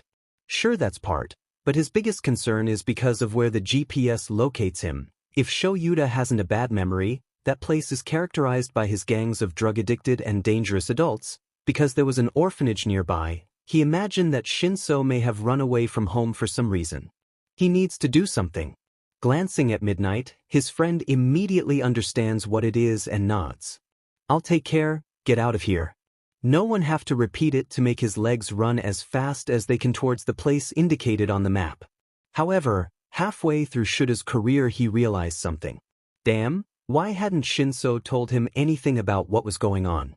Somehow, his mind ends up thinking that if he hadn't told him before that something like this happened, it wasn't at all likely that he wanted to tell him at that moment. Even if his life was in danger, the boy was as stubborn as his person, so he didn't imagine good results. So he needed support, someone who would have dealt with such cases. But Shinso didn't seem very likely to want to listen to heroes or adults in general, perhaps in part because most of the people he knew were complete idiots or because he didn't feel sure they could understand his teenage feelings. He then closed his list of those heroes he knew had worked with orphan children or in special situations and began looking for someone more or less the age of his protege who could help him. After a couple of minutes, he gave himself a mental kick. For heaven's sake, his son. If there was a teenager he knew who knew what it was like to live in a battering orphanage and get out of it after years of pain and tears, it was his son. Maybe he hadn't lived it as long as Shinso, but he knew the feeling and what it was, the hope of getting out of it to make a better world. So he redirected his legs to run in the direction of the bedrooms, looking for Izuku. Dad? In the door of the dormitories of the hero class, luckily there was the person that the dark-haired man just wanted to see. Izuku Midoriya already seemed to have a chip in his mind to guess or rather predict when it was right to address his dad for who he was and when to address him as his teacher. His alarmed expression at the time indicated that he should do the former. I need you to come with me. It's all that Shouta can say. Unfortunately, he isn't prepared to run at such speed without having done stretches before, so he is a little agitated. Something bad happened? It's a bit obvious that his son asks that, his alarmed expression probably thinking about his sister or his other father who were at home. However, when his dad doesn't answer and just gives him a hurry up look, he runs at full speed and returns with the hero outfit half on, still zipping up as he stands next to Aizawa, and the two start running, Izuku following the eldest, who as they advance explains the situation to him. He's in the gold quarter. He says at one point, then causing an unexpected and scared gasp from his son, who stops for a moment before following his pace. Apparently it is a park and it is near his orphanage, so it is probable that he has escaped. I can't believe he's an orphan. It's the first thing Izuku says since they started their career. I wished knew it before. Maybe we could have helped him before something like this happened. We can't prevent what we aren't aware of. Shouta reassures him. For now, keep your energy in control, save your power for the possible fight. Izuku then lets out a yes dad before keeping up the pace as best he can. It goes without saying that the condition in which they find Shinso isn't exactly optimal. He's sitting on the swings in a park, his hands gripping the chain in a way that seemed to intentionally hurt himself, and his gaze lost in the sand below the toy. It looked like a piece of dead meat, or better said, like a sad individual whose soul has just been taken away. Hardly able to feel the presence of his mentor and the son of this one, he stops his slight rocking, looking away even more so that it was covered by his hair, refusing to be seen. As soon as they have finished setting foot on the sand, Shinso is already talking to Aizawa. You knew it, didn't you? His voice is heard broken and lost, again, as if everything around him had melted, being suspended over a misshapen mass of whatever was left. Shouta then doesn't respond, because he knows exactly what he is referring to and does not want to answer, for fear that it will further anger the delicate mind of the purple-haired boy. I already got the idea. Shinso then spoke again. I'm sorry I didn't tell you before. That this happened, I didn't feel ready, I didn't want bothered you, nobody in the UA has to do it. The silence reigned, however, the black-haired man nodded at his son. At that moment, the most suitable to approach the boy was him. But I should have said something. I shouldn't have let something like this happen. She didn't deserve any of this. Sobs are heard and somehow, that in turn causes Shouta activate his eraser, the tips of his hair rising in concern. There was a couple of heavy seconds of silence before Shinso got the courage to speak and get the words she needed to express out of his throat. He killed her. The three present felt again as the world fell apart around them, leaving everything else raw and bloody, wounded, just as they were. He killed her, took her by the waist and opened her throat with his claws. The earth then felt shaking, to the rhythm of that boy's sobs, as if nature were seeking to accompany her pain even though nothing was really happening. He let her bleed to death in front of the children. I left them there, I left everything, I couldn't do anything. Izuku wanted to get closer to say something, but just as he kept still before the sudden screams of his friend. I should have spoken. I should have told the authorities, I should have talked to the teachers, to some hero, but I kept quiet. He killed her for my silence. I knew he was troublesome, but I never expected that he was capable of killing her. I run away after that. The kids are in the playroom, I left them there, I don't want them to see the body, I couldn't do anything but throw up. Shinso. After a couple of seconds of silence, Izuku dared to speak, slowly approaching his friend, taking him by the shoulder. Hey, can I tell you something? He gave him the time I need to respond. Shouta also approached the scene, but besides that, there was no movement from either of them. They waited for Hitoshi to process everything, to cry and shout everything he needed until his throat felt free to continue releasing words wrapped in poison. After a few minutes, the purple-haired boy nodded. Somehow the tension he was holding on the chains eased a bit, so Izuku was able to start speaking, stroking Hitoshi's back with light movements. When I was 5 years old, Aizawa then knew what his son wanted to talk about and let him be. My mother died in the attack of a villain. She defended me, covered me with what would be an imminent death, but she saved my life. After that, I was adopted by the mothers of the orphanage in which she worked. I spent 2 whole years blaming myself for what happened, believing with every bit of my soul that what happened was my fault, that I should have stayed at home like she had said, that I shouldn't have gone out to play with unknown children and without Kaken, much less in a place where she didn't know the people, that I should stop insisting and she would be alive then. At that time, there were already 3 sources of tears that were there. But Izuku continued to speak. I cried like never every night, next to people who blamed me for that, listening daily that there was no one more responsible than myself, being hated by everyone, mocked that my quirk wasn't yet manifesting, and wishing I could change my destiny to avoid that accident. Shinso then also took up the word. How did you stop that from hurting? Midoriya then smiled at his as best he could. It never did, it still hurts, I still regret a little, but you know? I have learned that this wasn't really my fault, that unfortunately, this was how it had to happen, and even if I wanted to avoid it, I couldn't. I understand your pain and your helplessness. I know that you feel that being silent was worse. It is the same that I felt when I was adopted, and I realized that if I had ever told the truth about my treatment in that orphanage, maybe I could suffer less. So, Aizawa for the first time, spoke at the time. Your silence wasn't the cause of her death. Even if you had said something, even if you had called the military, if she didn't believe he was a danger, if she didn't show any physical signs of pain or abuse, then even the high command couldn't have done something to save her. Perhaps if they could have shown that the children were abused and started the process to move them, but snatching his toys would have triggered the same scenario. That idiot only had that for fun, and there are very crazy people in this world who want to withhold. Everything has, so I'm sorry to tell you that something like that could not be completely avoided. It isn't your fault. They could have pulled her away from him before it happened. Shinso tensed again.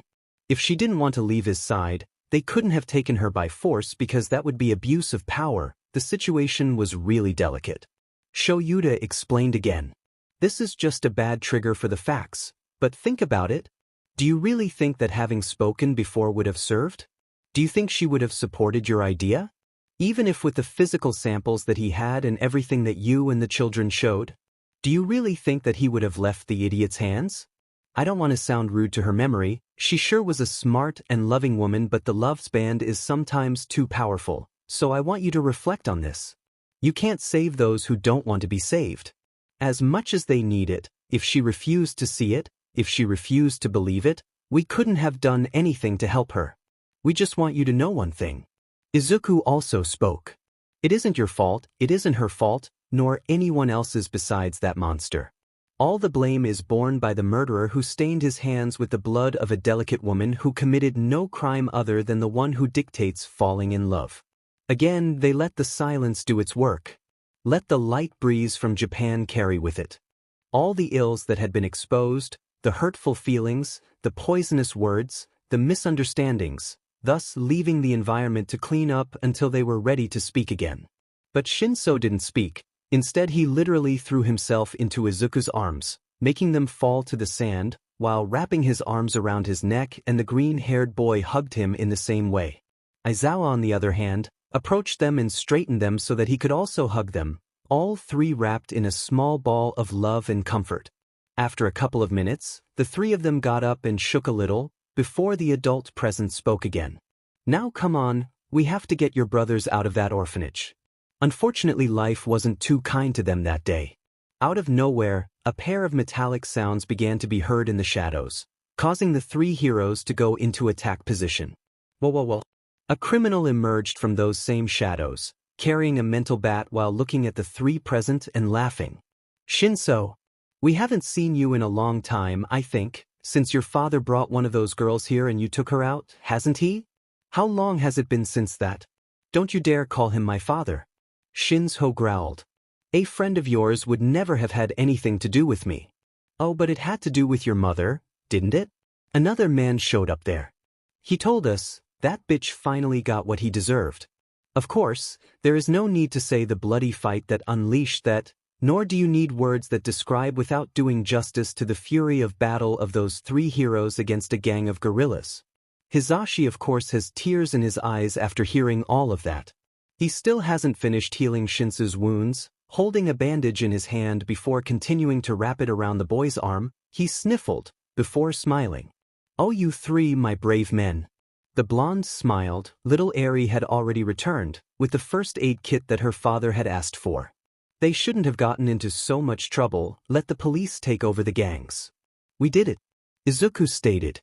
"After kicking their asses, ouch." The green-haired boy's whine had been due to a tug on his hair, which his dad had left while brushing him a little. "You've been hanging out with Bakugo a lot lately, but yes, after that we called the police, we went to the orphanage and made sure everything was resolved. I suppose relocating the children will take a couple of days." "And the idiot?" Yamada asked, taking the brush from his husband's hands to start combing Shinsu's tangled hair, who simply let himself be made like a sulky cat by unnecessary attention. "In jail." Aizawa almost smiled saying it.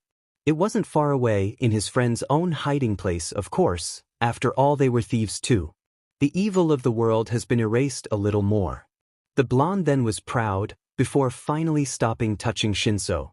"Now, I'm sure they are starving. Do you want some soup? Eri was sick today, so I did a little." "Eri was sick?"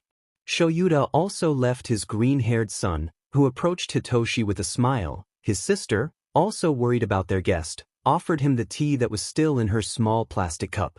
Shinso received him with a smile, somehow managed to quickly adapt to the lifestyle of that somewhat peculiar family, while happily sniffing the smell of a delicious soup and tenderly stroking the head of one of the many cats present in that home. At night, when the two teenagers had decided to stay instead of returning to the U, Shoyuta and Hisashi had the pleasure of enjoying the scene that was painted before their eyes.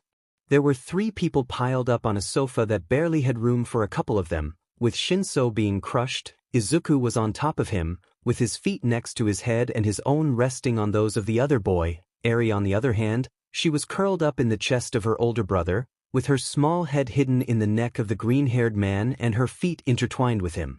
Somehow, the cats also managed to snuggle between the most unexpected places, either on a loose leg that hit the sofa, at the head of it, or on the same mass of purple hair of the pillar that was supported by that mountain of tenderness. They took a lot of photos of it. "Little extra. Honey." Hisashi addressed his husband, who was still taking a couple of photos. "Yeah?" The dark-haired man turned to see him. "If Shinso comes from an orphanage, does that mean he has adoption papers in order?" Silence reigns for a couple of minutes, but there are two minds that don't need words to express what exactly they want to do. "A free weekend?" Nizu is surprised. pushing the cup of tea with the liquid he has just prepared away from his mouth. Aizawa in front of him scratched the back of his neck. He was ashamed enough to have to go to his boss's office to ask for that time without responsibilities. If it wasn't for his husband's insistence, he probably wouldn't have done it. He didn't want to have to repeat it again. Fortunately, the mouse in front of him smiled eloquently. It is rare that you want to ask for days off, considering that you haven't taken one of those in several years. Can I know what the occasion is? The words stuck in the throat of the black-haired man. Of course, there was nothing wrong with his motives, much less with his superior wanted to know them, but again he was embarrassed to have to say it. After reviewing Hitoshi's adoption papers and realizing that everything was in perfect condition so they could make him an official member of the family, both he and his husband had realized something that could threaten their plans. And it is that apparently, Shinso didn't want to be adopted, neither by them, nor by anyone. They wouldn't zero TB against him wanting to be in another family. They would probably be a little depressed, since they adore the boy but they care more about the purple-haired community. But apparently Shinso didn't want anyone to adopt him. He didn't want a new home. He didn't want more love. He didn't want to be cared for. In a few words, he was afraid of being loved again. Therefore, the hero couple had agreed that spending a weekend or two with him without a hint of work involved could be functional. The authorities had demanded that he should stay at Shouta's home temporarily since he had the authority to monitor his monitoring collar, so they wanted to take the time to talk to him, perhaps visit a psychiatrist. The psychological help would be very good to rehabilitate him, but first they had to convince him. However, Shouta Aizawa still had trouble saying the words, "I want a need for quality time with my children," so as if the roles had been reversed. Right now he looked like the laboratory rat Nizu was looking to test. Isn't like if he was that, but it is understood. After what seemed like an eternity, Aizawa was finally able to speak. "My family needs to be together right now." It was what he said, and well, although that wasn't exactly what he was planning to hear, but the mouse smiled again, realizing that he was taking his first steps in the right direction of being more honest with his feelings. "I get it." He also made his short answer, going back to his drink.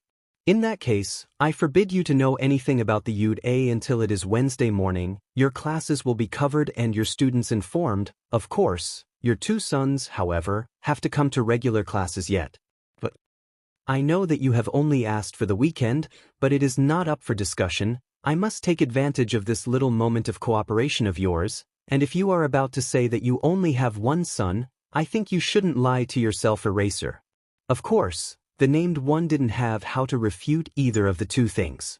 "Partly I'm glad to know that you have more days off, honey." Hisashi smiled at his husband. "But I'm the one who has to cover your hours. That isn't fair." Nizu said he wanted to take advantage of my moment of cooperation. "Blame him, not me." Shouta refuted, while brushing Mina's hair. Of course, he also spent a lot of time with his unofficial children, so it wasn't uncommon to see him brushing a girl's hair or helping one of the boys with their homework. It was almost natural to see Shouta Aizawa with one of his students sitting on his lap while he talked to his husband. After all, he also took care of the 1 degree a class in his spare time.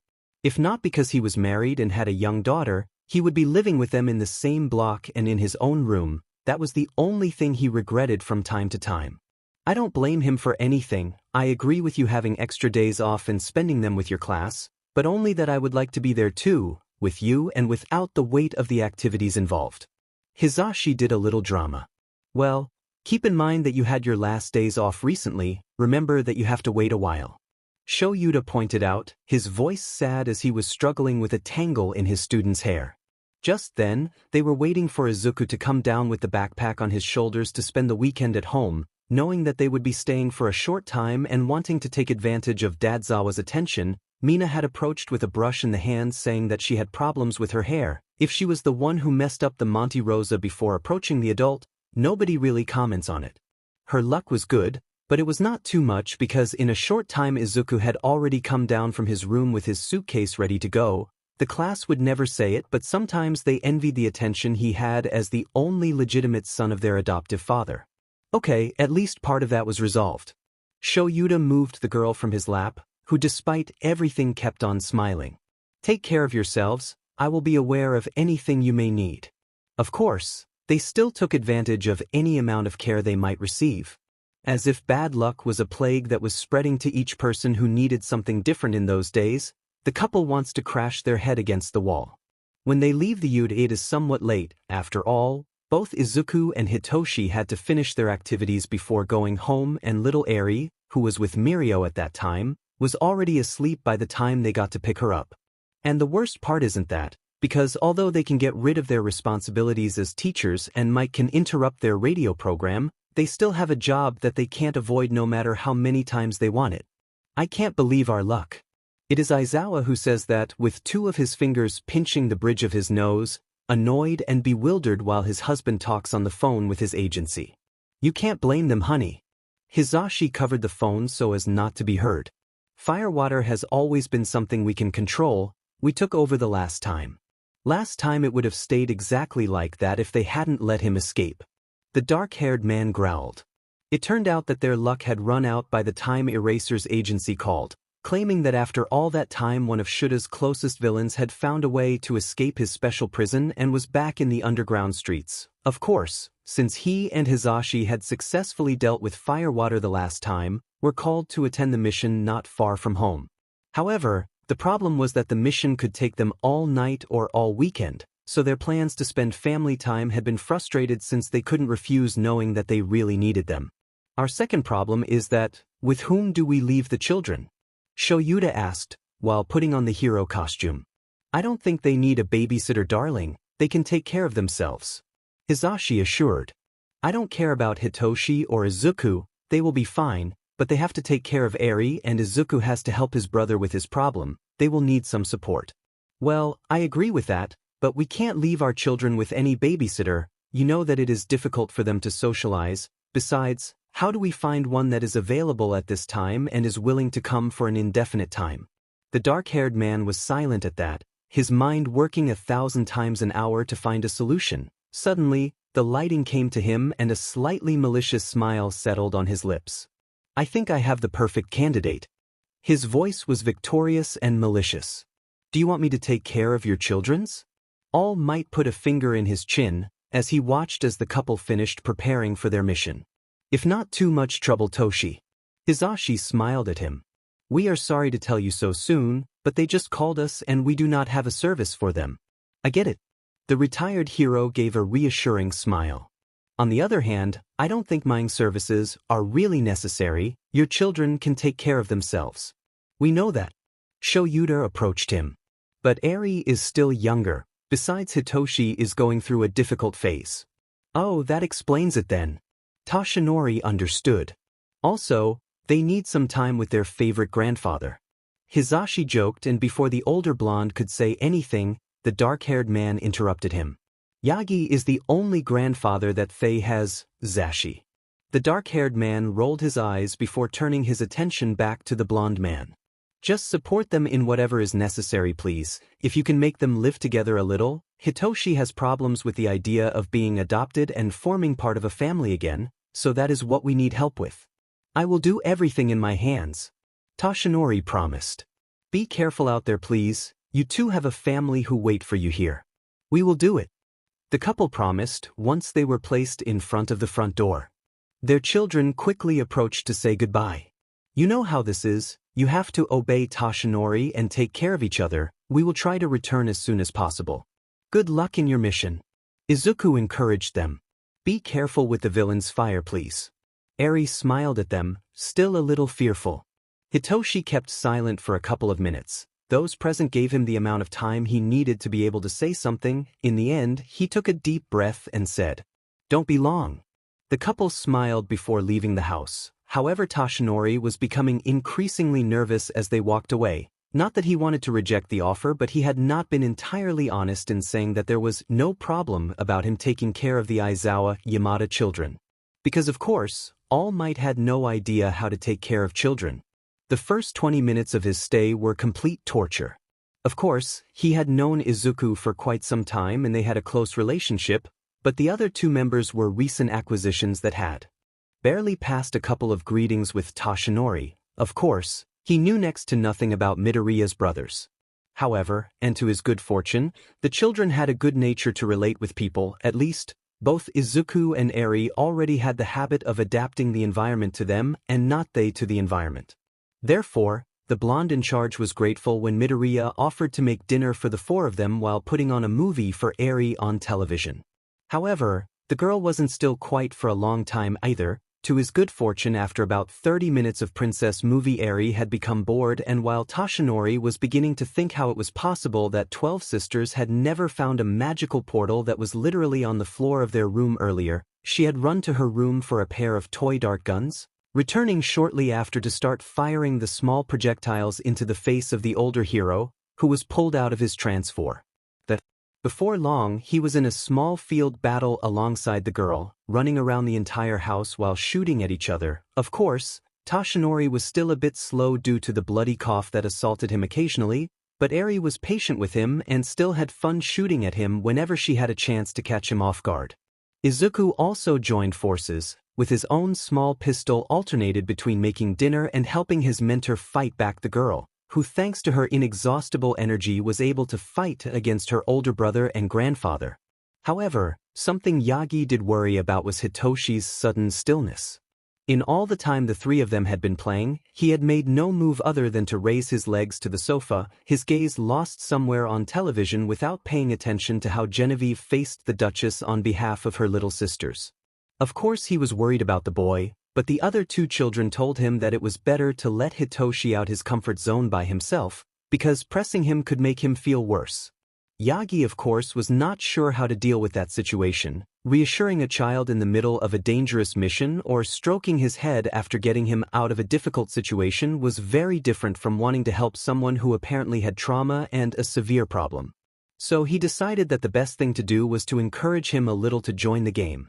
He had noticed the slight glances he was giving him and Eri while they were playing, so he purposely stayed close to the purple-haired, while shooting at the cats at around him or diverted the attention of the light-haired girl so that she accidentally hit her brother with a dart.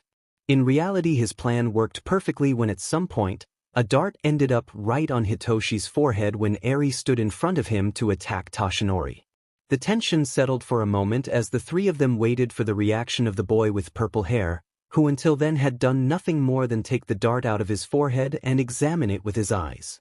They fell silent and didn't move while looking at him as if he were a study object. The air even felt heavier while waiting for some kind of reaction. Whether it was good or bad, it was better than seeing him completely still and silent. To his surprise and fortune, Hitoshi's reaction was to take another of the dart guns and point one at his sister's forehead, who, being distracted and amazed, ended up the same way, with the sticky tip of one of the projectiles in her forehead. A couple of laughs later, Shinso had already joined the dart war as well, running around the home while laughing and shooting both his two brothers and Yagi, who gave him reassuring smiles. Somehow, the dart pistols ended up being water pistols. Now not only were they soaked, but the house was full of small puddles, while Izuku and Yagi covered themselves from Eri and Hitoshi's attacks.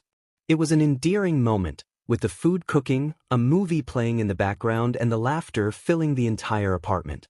The neighbors would probably complain about the noise they were making when they had fits of laughter and threw some things on the ground, not to mention later the loud meows of angry cats when they were hit by some jet of water that was lost among the attackers. Everything went well for a time, until at some point, one of the water jets had hit just above the cabinet where Hitoshi was hidden, causing it to come out of his hiding place to respond, causing the small table to stumble and inadvertently ended up throwing a photo frame that resounded through the house when breaking the glass. Of course, Yagi immediately approached, realizing the situation, asking Eri to stay away from the broken glass and to please go to Izuku to see if she hadn't been hurt while he checking on Hitoshi. However, to Yagi's surprise, the boy's sad attitude had returned the moment he had looked at the photo. His eyes were lost in the image in a melancholic way, leaving the gun aside to pick up the painting and admire it better, also removing a couple of pieces of the now broken glass. When Toshinori approached to see what was happening, he found that what had caused Shinso to become so still again was a family photo. Oh sure, he remembered that image. It was from when they had just finished processing to adopt little Eri. In it were her two parents carrying her, while the girl held the recently signed adoption paper with a victorious smile and holding it up as if it were an award. Izuku at her side applauded, smiling, and Yagi stroked his little head, All of them smiling. Shouta rather had a calm expression, but it was basically the same in their language and radiating the happiness of forming a complete family among the five. Shuta's words echoed in Yagi's mind when he looked at the scene. Hitoshi has problems with the idea of being adopted and raising a family again. Of course, that image must have caused him an internal conflict. Yagi was surprised that he spoke. Of course, he had been laughing and playing a few minutes ago, but at such a moment his throat could hurt so much that he wouldn't judge if he couldn't say anything. How? How is this accomplished? He pointed to the photo, and for a second, Toshinori was also silent as he searched for the correct words. That is to say, he wasn't sure if his person was the right one to talk about this topic. After all, he wasn't part of an official family, he had no children and much less blood relatives to talk about. But his mind scolded him after that fleeting thought. Of course he had family. He was surrounded by it at the time, and the photo just showed it. He put on his face the calmest smile he could summon, before picking up the glass pieces to prevent the boy from cutting himself. Family is achieved when someone really loves you. Yagi began to explain. Many times, blood ties are left over when you have people around you who would give their entire lives to make you happy. After all, that is the purpose of a family, to make its members feel happy, safe and loved. Like if they could have everyone on top of them, but they wouldn't care because they have someone at their side to face it, who will always support them and will love them no matter what they do, because that's what love is about. I know what it's like to be a family. Shinso explained. I mean, how do you achieve happiness after having gone through 1,000 slanders? Oh sure, that was the point of his question. As an orphan, of course Shinso understood what it was to start a family without blood ties, so what puzzled his head wasn't that the members saw themselves as one without being completely so, but rather the fact that both Midoriya and Eri saw happy in the image after having gone through their own adversities. Toshinori sat next to him, put the glass under the small table so as not to cause any more accidents, and put a hand on the other boy's shoulder. They told me what happened to you. The blonde began to say, his voice calm and loving, in a relieved tone. You lost your mother, didn't you? I know how difficult that must be. You knows? Hitoshi asked amazed. Yagi nodded calmly, before starting to relate the history to him. When I was just a student at the U, I had a mentor. She was like what I am to Izuku or what Shouta is to you. More than my teacher was my confidant, my moral support. She was the one who looked for my security and my progress, was like the mother I never had and always wanted. Shinso listened carefully as he cocked his head. Of course, for a large part of the people the idea that the symbol of peace had had someone to admire in his past was a bit puzzling, knowing that the entire population had him as direct or indirect example. But the purple-haired boy decided to continue listening to his story, and Yagi decided to continue speaking when he saw himself being heard. However, she was also a heroine and died in service. Not many know it, but I lost the most important woman in my life at the hands of All for One. That monster not only took away my vitality but also took my mother. Why didn't you kill him when you had the chance? That was Shinso's first question. Toshinori smiled at him peacefully. Shinso, you aren't the first nor the last person in this world to lose a woman in her life. Out there are many bad people, many cruel villains, many idiot men and many beasts who seek to do evil, but not everything is so bad. As long as there is someone who wants to disturb the peace, there will be someone who stands up against it to defend what which is good. There will always be goodness that is revealed against the evil of the world, my child. Shinso frowned. That doesn't completely answer my question. Yagi, on the other hand, kept smiling peacefully. It is simple, my boy. We are heroes and we can't be like villains, as simple as that. The act of taking someone's life, no matter how much they deserve, is still a crime and a terrible act. As a hero, you must understand that you cannot be the same as the villains who care little about the life of whoever, if not that you must act to protect as much life as you can, even the one that can be scum or the one you want to snatch with your own hands. Killing someone is not going to return the people you lost. The only thing you achieve with that is to stain your hands and face the wrong morale. I didn't kill All for One because I am not like him. I hate him more than anything or anyone, but his life is still something I have to respect. In addition, I prefer that he pay in life everything he did than to free him from his punishment by take him to hell. The purple-haired boy stood still for a few seconds, before turning his gaze back to the photo, his eyes lost in Eri's smile. Yagi then stroked his hair, while answering his other question. To forget your regrets and feel better about yourself, you have to let it go. I know it sounds cruel and it can take a lot of work, but believe me, there is nothing better to do. You must take out of your system the bad that you have gone through and look towards the future. You must cry for your suffering, you must regret. But after doing that, you have to look up, because if you get stuck in the past, you won't be able to enjoy the good fortune of the future. However, All Might's talks only caused more silence in the boy, who, confused, seemed to not finish understanding. The oldest then decided to give him an example.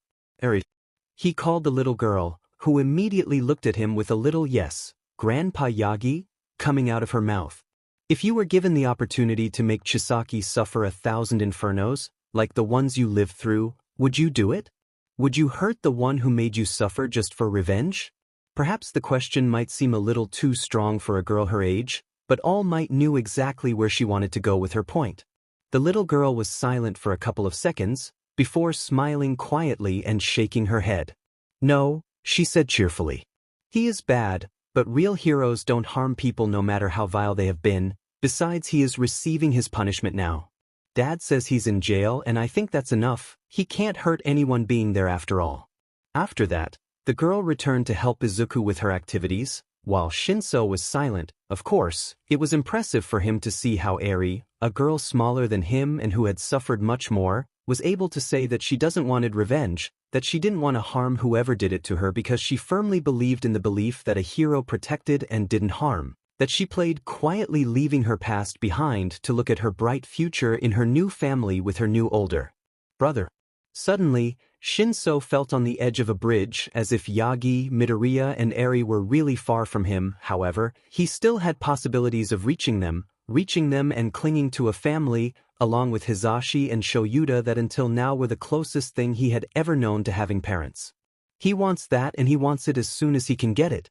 As that dialogue passed through the boy's mind, Yagi worried a little about his lack of response, so he decided to play the last card that was up his sleeve. There is a very good movie that portrays what I'm trying to tell you about leaving the past behind. Do you know Pixar's Family of the Future, my boy? It is really good. I like the part of time travel, when they go to the future for the first time. Did someone say movie? Izuku smiled from the kitchen. I'll make popcorn. Let's go to see it. Shinso helped as well, picking up the broken glass from the floor and helping with the preparations, just as quiet, but with a new peace gradually accentuating in her heart.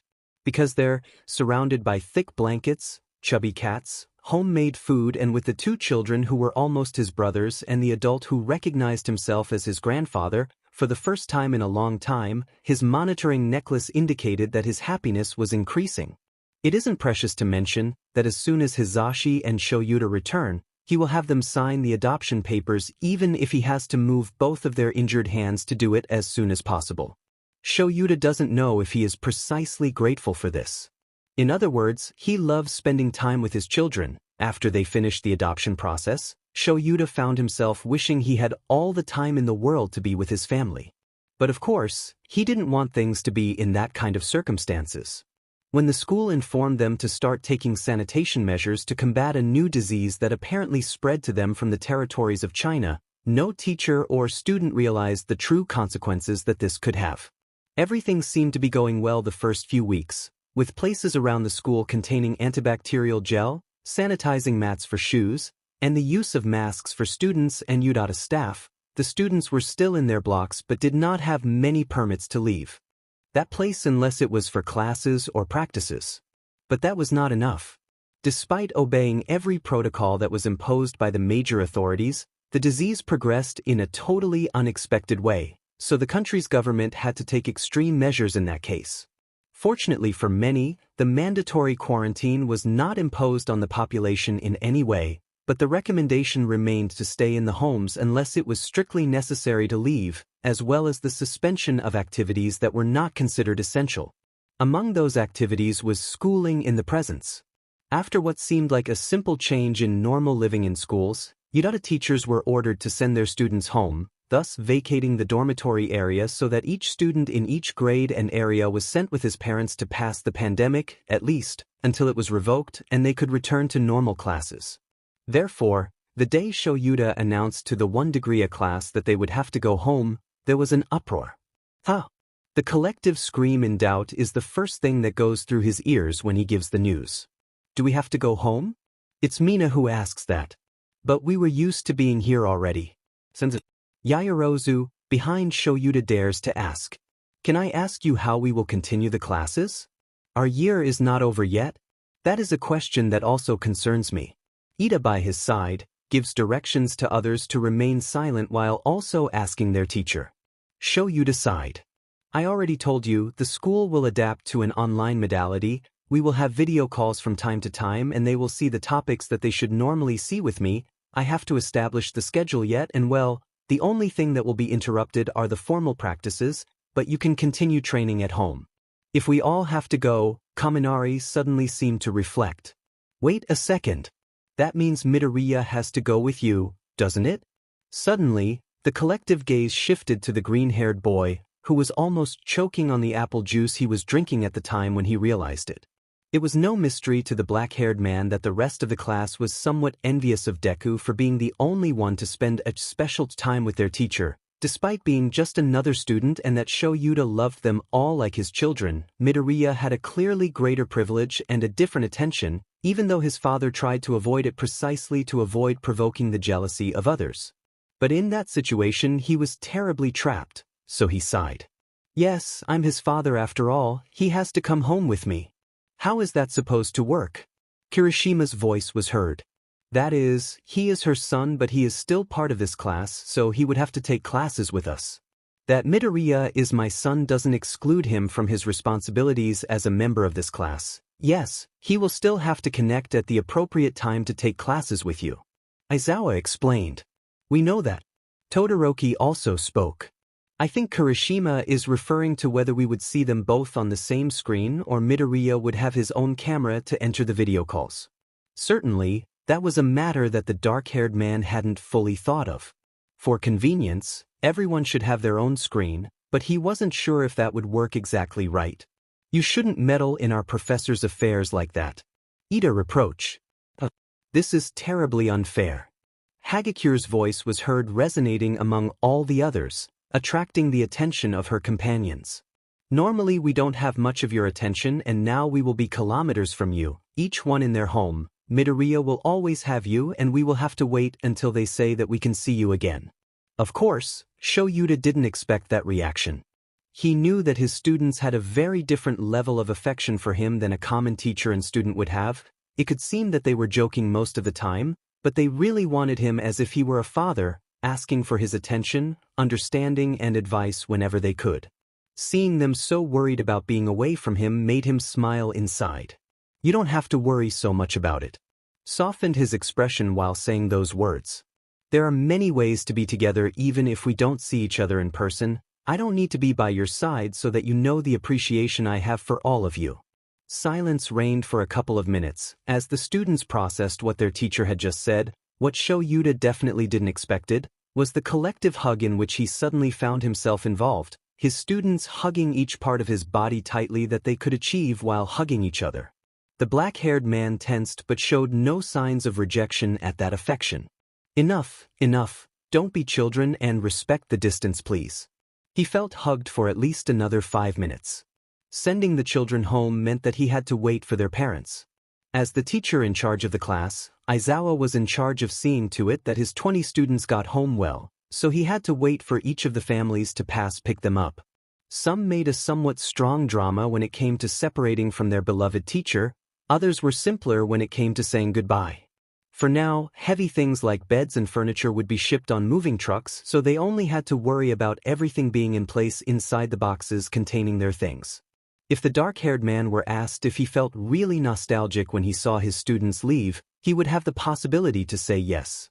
There was a throbbing feeling in his heart every time he saw one of his children get into the car with their parents and slowly walk away to get lost in the distance to the school grounds. Izuku had stayed by his side the whole time. Of course, he was his father and would be the one to take him home, so he also had the opportunity to say goodbye to each of his companions. He was lucky to get along with all of them. At the end of the day, after all the students left and only Deku was missing to go home, Shouda's blonde and charismatic husband appeared. He released his characteristic smile, the volume of his voice as strong as ever as he hugged his husband and son. "Hello, cockatoo." Aizawa lightly mocked him. Hey, are your students already at home?" Hizashi pecked his husband's forehead with fervor. His smile didn't disappear from his face. "Don't do that." The dark-haired man removed the hand of the other. "Yes, can you and Izuku go find Hitoshi? I have to close the building." "Of course, my love." Hizashi walked away after that, stroking the boy's green hair. "Come on, Aizu, your brother must be waiting for us." Aizawa stared at those two walking away before turning to shut the building of the rooms. If he had said before that he felt a picket every time he saw a student leave, entering the empty block of the rooms had been a direct dagger to his chest. To Shouta, the building always seemed striking, regardless of the colors or the lights. It was always warm and active. There were always students walking around here and there, but Kogu, stuck in the kitchen while preparing something, Sato would keep him company from time to time. Mina, Yaoyorozu, Uraraka and Tsuyu making strange hairstyles to each other, Jairu and Kaminari with some instrument along with Tokoyami, his son training with Kirishima and Siro. Todoroki playing with the Koda's rabbit? Entering the empty building was like entering a house full of ghosts. It was like seeing slight mirages of all the members of the class. They weren't there and they would not be in a long time, but the essence of their souls, energetic, active and playful, were everywhere, making Shouda's heart tighten against him, realizing that he wasn't actually spending as much time with them as he would have liked. The suspension of activities was going to be hard for all of them. "Dad?" He heard the voice of his two sons behind him. Of course, the image that awaited him when he turned around made him feel better. He already had a family waiting for him. In it, there was the man he had loved from the first moment he met him, the two boys who had slipped into his heart like piercing branches, and the light-haired girl who made him feel like if he were sinking into a jar of honey. He smiled slightly before finishing closing the building and looking at it for the last time, then headed to his own home. Coming home was an odyssey. Shouta couldn't remember the last time he had had such a scene, perhaps since Izuku was younger and the responsibilities weren't as great as now. The car ride was really entertaining. Eri had asked Hizashi to put up her favorite playlist of Disney songs, and he was surprised to notice that at some point when the songs of the movie Tangled started playing, Hitoshi started singing along to her at the top of her lungs, Izuku joining the three soon after. In the end, they ended up convincing Shouta to sing a couple of them that he also known. Although his home was relatively close to the U, to Aizawa felt eternal as the songs continued to play. Maybe it was because they weren't actually going home in the first place. Yamada had stopped at a commercial store at some point, explaining to his husband that he wanted to buy groceries to help them survive during what would be their self-imposed quarantine. The mall was more crowded than I expected, but of course, the three children of the hero couple found a way to have fun, getting Eri into a stroller seat. Shinso and Deku entertained themselves by pushing her and racing down the aisles from the supermarket, while they took the things that they wanted to have inside the house while they were locked up. Of course, and although Aizawa tried to get in the way, Hizashi was in favor of spoiling his children a bit, buying the cookies, the brand of milk they wanted, the ice cream cans of different flavors they requested, and the excessive amounts of All Might cereal they wanted, and was hated by Shouta but loved by his children and his husband. At the end they left the supermarket laden with ecological bags. Of course, Eri was concerned about the environment and they had bought several of those for their trips to the supermarket, and with their children laughing and playing as if they were small children and not two teenagers of almost 17 years and a girl of 7. There was another round of songs sung as they made their way home, this time a playlist full of pop in English and Japanese, and in the end, they ended up accommodating all the things they had bought in their respective places. Shouta appreciated that despite everything, Hizashi decided to control himself and not doing panic shopping, and the children went to their rooms. Although they had been offered to have separate rooms, Hitoshi and Izuku had chosen to share one, with a bunk for both of them while Eri was in her own room. They dedicated themselves to decorating it just as they did with their spaces in the Yuri. It was a rare combination between thousands of All Might smiles and Aizawa's few existing merchandise. They also had collections of other heroes, and in general, the room was made entirely for a couple of fans of professional heroes. Their sister, on the other hand, had simpler designs, Pastel colors were presented on the walls while the decorations consisted of cat things or some children's anime. She had more space for being smaller, so she had a closet for her toys and several trunks where she kept his clothes. The air on the first night was lovely for the married couple. The 3 children helped prepare dinner, which consisted of a huge stack of pancakes for each of them, overflowing with chocolate chips, cookies, and maple syrup that gushed down the golden mountains of food. On the other hand, eating at the table was everyone's less polite. Shinso was talking about the plans his teacher had made for virtual classes while Hisashi complained about how unfair it was that when he had finally found a place for Eri in a school, now the girl had to take it online. Izuku and Eri were a little quieter, but the girl also talked about how friendly her teacher was, and the green-haired boy asked Shouta a few questions about his own plans for the virtual classes. In the end, nobody had enough energy to make a sleepover night, so after dinner they retired to their respective rooms to rest properly. Shinso and Izuku spoke for a while before falling asleep. Eri had her story read by Hisashi, and the couple of heroes fell asleep in a few moments due to the fatigue that the activity of that day had generated in their bodies. From what they were beginning to notice, both Shouta and Hisashi loved family life. Mornings were loud and energetic, even though both Shinso and Aizawa were more calmer. They lived with 3 energy balls that seemed to never want to stop, so it was almost normal for them to wake up with Hisashi's screams announcing that it was time to get up. If Izuku and Hitoshi had anything in common, it was the routine to wake up, as heroes in training. Although the purple-haired was in another course, the first thing they did was have a morning warm-up race and a protein shake, but apparently, their routine would have to change a bit to accommodate home life again. Getting up and brushing her teeth was routine for Eri, but they struggled a bit while sharing the bathroom. It wasn't uncomfortable, but it was new for both of them. Going down to make breakfast was more enjoyable. They were used to their classmates, but being with their parents was also pleasant, so they found no complaints while moving around the kitchen between the 5 of them. The space was large enough. However, Hisashi liked to make a buffet breakfast, so they ended up more full than they expected, with their stomachs about to burst if they ate a little more. Later, finding activities to distract oneself with was not difficult. Hisashi was moving some things from his recording studio to home. If you can't go to the radio, make the radio come to you, is what he had said while the move brought his consoles and installed them in the guest room. Shouta was preparing the video call schedule for his class. Shinso and Izuku were training with the team they had at home while they did a couple of tasks that they had pending, and Eri also did her tasks with the help of her brothers. Home life felt very correct for all 5 members. They were comfortable with the routine, with the perpetual noise that was in the living room and in the kitchen while they did their activities, with stopping to do anything to start cooking together, eating at the table designated for that, and helping any member who will need it. The first 3 days were perfect. After 3 days of training and preparations, Shouta was ready to give his first class online. Well, the word ready wasn't exactly the one that would apply to him. He still felt nervous and tired with the idea, but having no other option more than that, resigned himself to sitting in front of his computer camera while initiating a video call with his pupils. However, he still required Izuku's help to learn how to use the application well, so the first image that the members of 1 Degree had was a friendly green-haired boy pointing to various buttons on the computer screen. With that, you should be able to turn the sound on and off. Midoriya heard his own distorted voice, so he knew that the video conference room should be ready to be used. "Hello, Midoriya." Mina's kind voice brought him out of his trance, while the pink-haired girl waved her hand. Hearing that, the green-haired boy smiled and waved at the camera. "Hello." "Ahem." Shuta's voice rang out behind him, so Izuku stepped aside to make way for his dad. "Don't you have class at this time, young man?" "I'm sorry, Dad."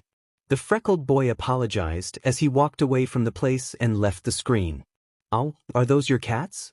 Hagikyu's female voice stood out among her peers. At that, everyone paid attention to the scene behind Shouta. It was true. Lying on the back of one of the furniture that looked like a common room were a pair of orange and ash-gray cats, lying down while swinging their tails when sleeping. "I ask you all to pay attention to the class, please."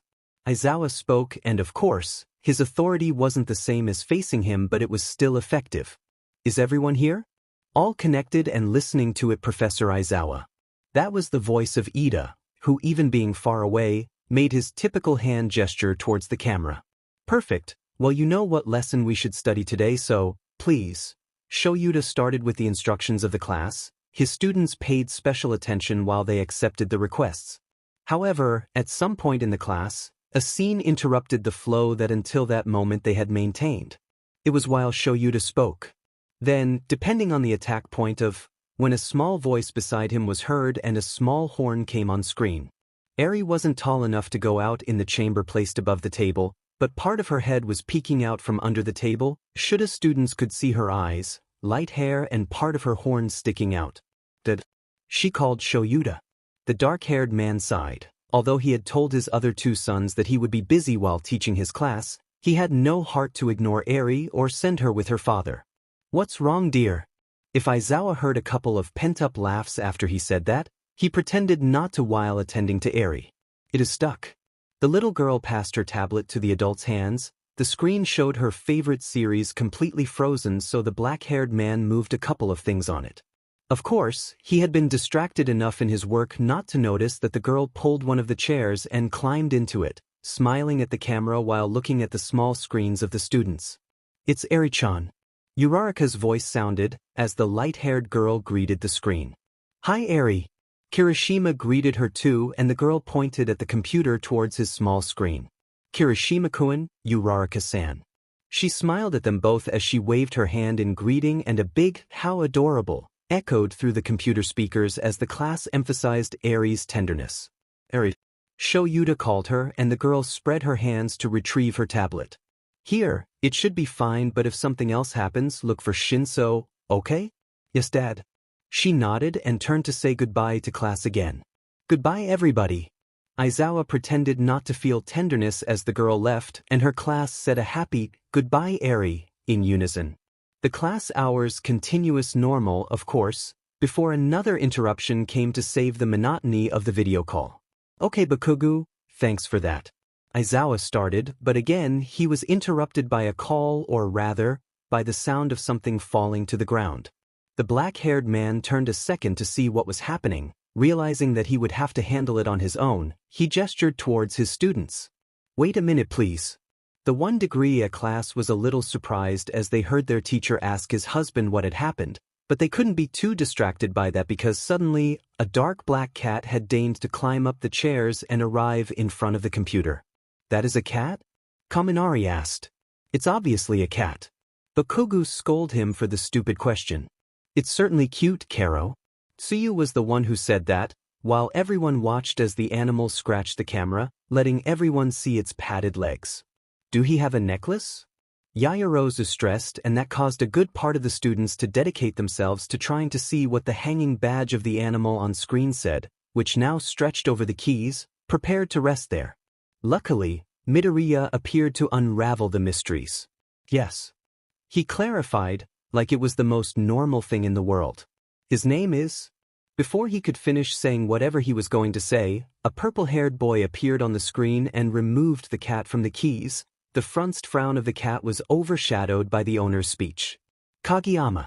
Shinso reprimanded the cat, which was showing an annoyed expression at that moment. Don't go up to the table like that. After a couple of seconds, the scream of Shinso was heard by the entire class, making the named one smile, releasing the cat as he sat in the chair that had previously belonged to his father. Hello, guys. He smiled at the camera. How was the class? Hello there, bro. Siro's voice was heard immediately. As always, I didn't know you lived there. Shinso moved in with us recently. Midoriya's voice sounded again, but this time, instead of appearing on her own individual screen, she stood next to Shinso where she had belonged to Aizawa, taking his own chair. We are brothers now. Father said we should call each other Sin, explained the boy with purple hair. But none of us get used to it. Deku assures, scratching his cheek. Even Eri uses suffixes, but she isn't able to say Oni-chan to either of us. We also can't say Himuras. Strange. Shinso supports his brother, both stroking the head of the dark cat as they spoke. Ahem. Behind them, Aizawa rose. You too, don't you have anything else to do besides sharing your family situation? Actually, yes. Shinso got out of there as fast as he could, taking the cat with him, while Deku froze, giving his father a slight laugh and then running to his own screen again. Shouta sighed. Before going back to his class with the words of, "Make as if none of this had happened please," the students couldn't do anything other than smile kindly at him, Bakugo frowning but with a satisfied smile as they returned to normal class. The third incident occurred some time later, less than 30 minutes before the class ended, when Aizawa was already at the part of giving directions for the task that his students would do. The door of his home opened, interrupting his class again. "Yagi-san." Eri's voice echoed. The class could see her running down the hall to hug someone. Her scream made sense when on the screen they could see All Might, who was carrying the girl while he had a bag of groceries in his hands. Aizawa only managed to lean over his computer and hide his face in his hands while listening to the voice of his class say, "All Might?" in utter amazement as the retired hero approached the camera and greeted all the members with energy, who quickly attacked him with questions. The black-haired man only could pray that this didn't become a routine when giving his classes.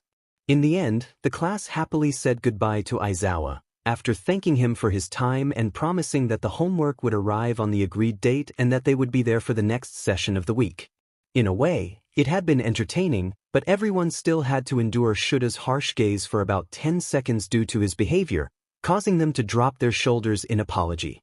Toshinori had come to have dinner with them thanks to the invitation of Hizashi, who assured that he did not like the idea of the man spending so much time in that lonely apartment and less now that the disease was creeping everywhere.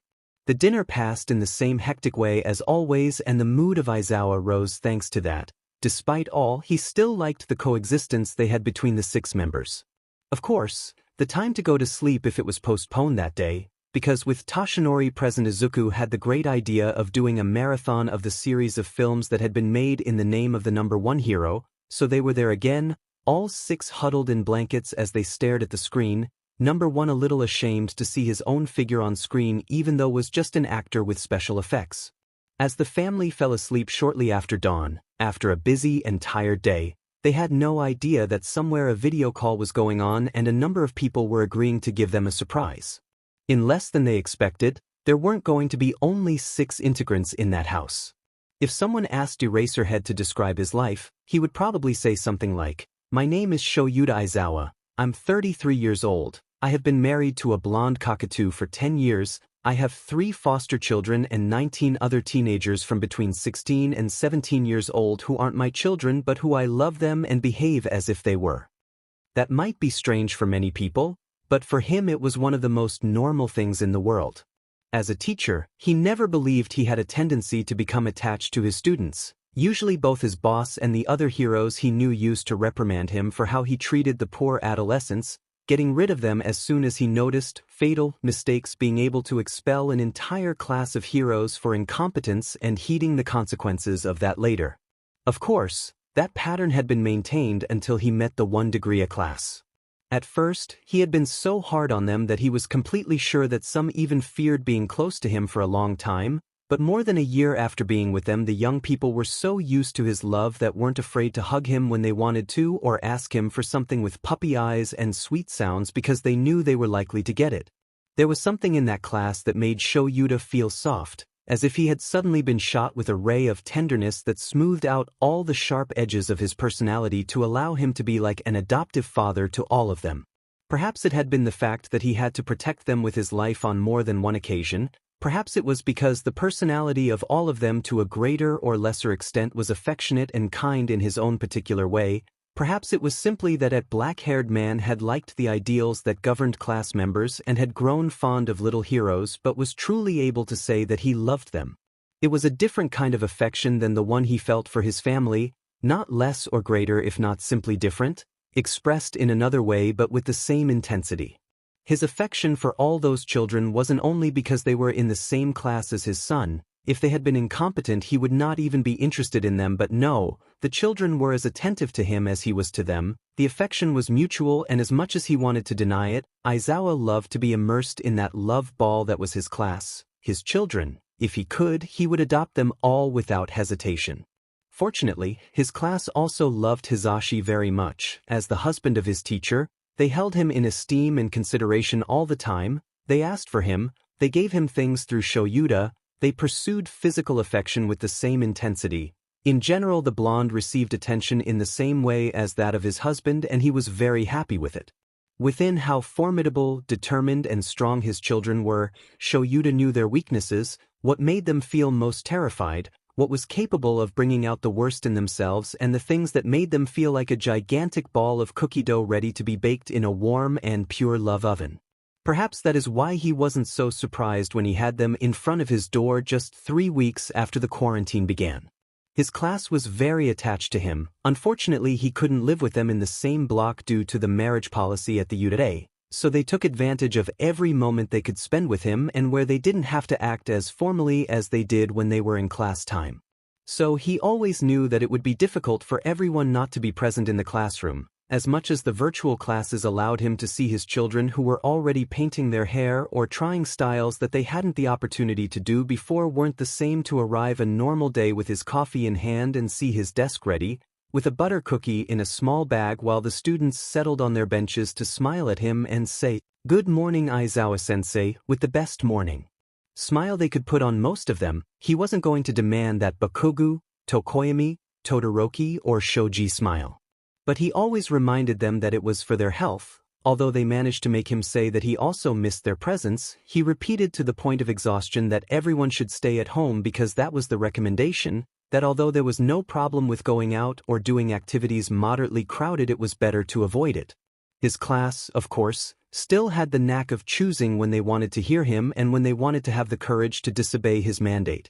It shouldn't come as a surprise to have them in front of his door with backpacks and blankets after that. Among comments outside of class hours, he had no heart to reject his children's video calls. They included Shinso and Eri as members and was much more easy that being together in person and talking trivially on the phone didn't feel so bad. They made him say that he missed seeing how everyone used Kaminari as a personal charger for electronic devices, or how on cold days they fought to see who was sitting on the right side from Todoroki in the dining room, or that Bakugo's frown wasn't as much fun to watch on screen as it was in real life.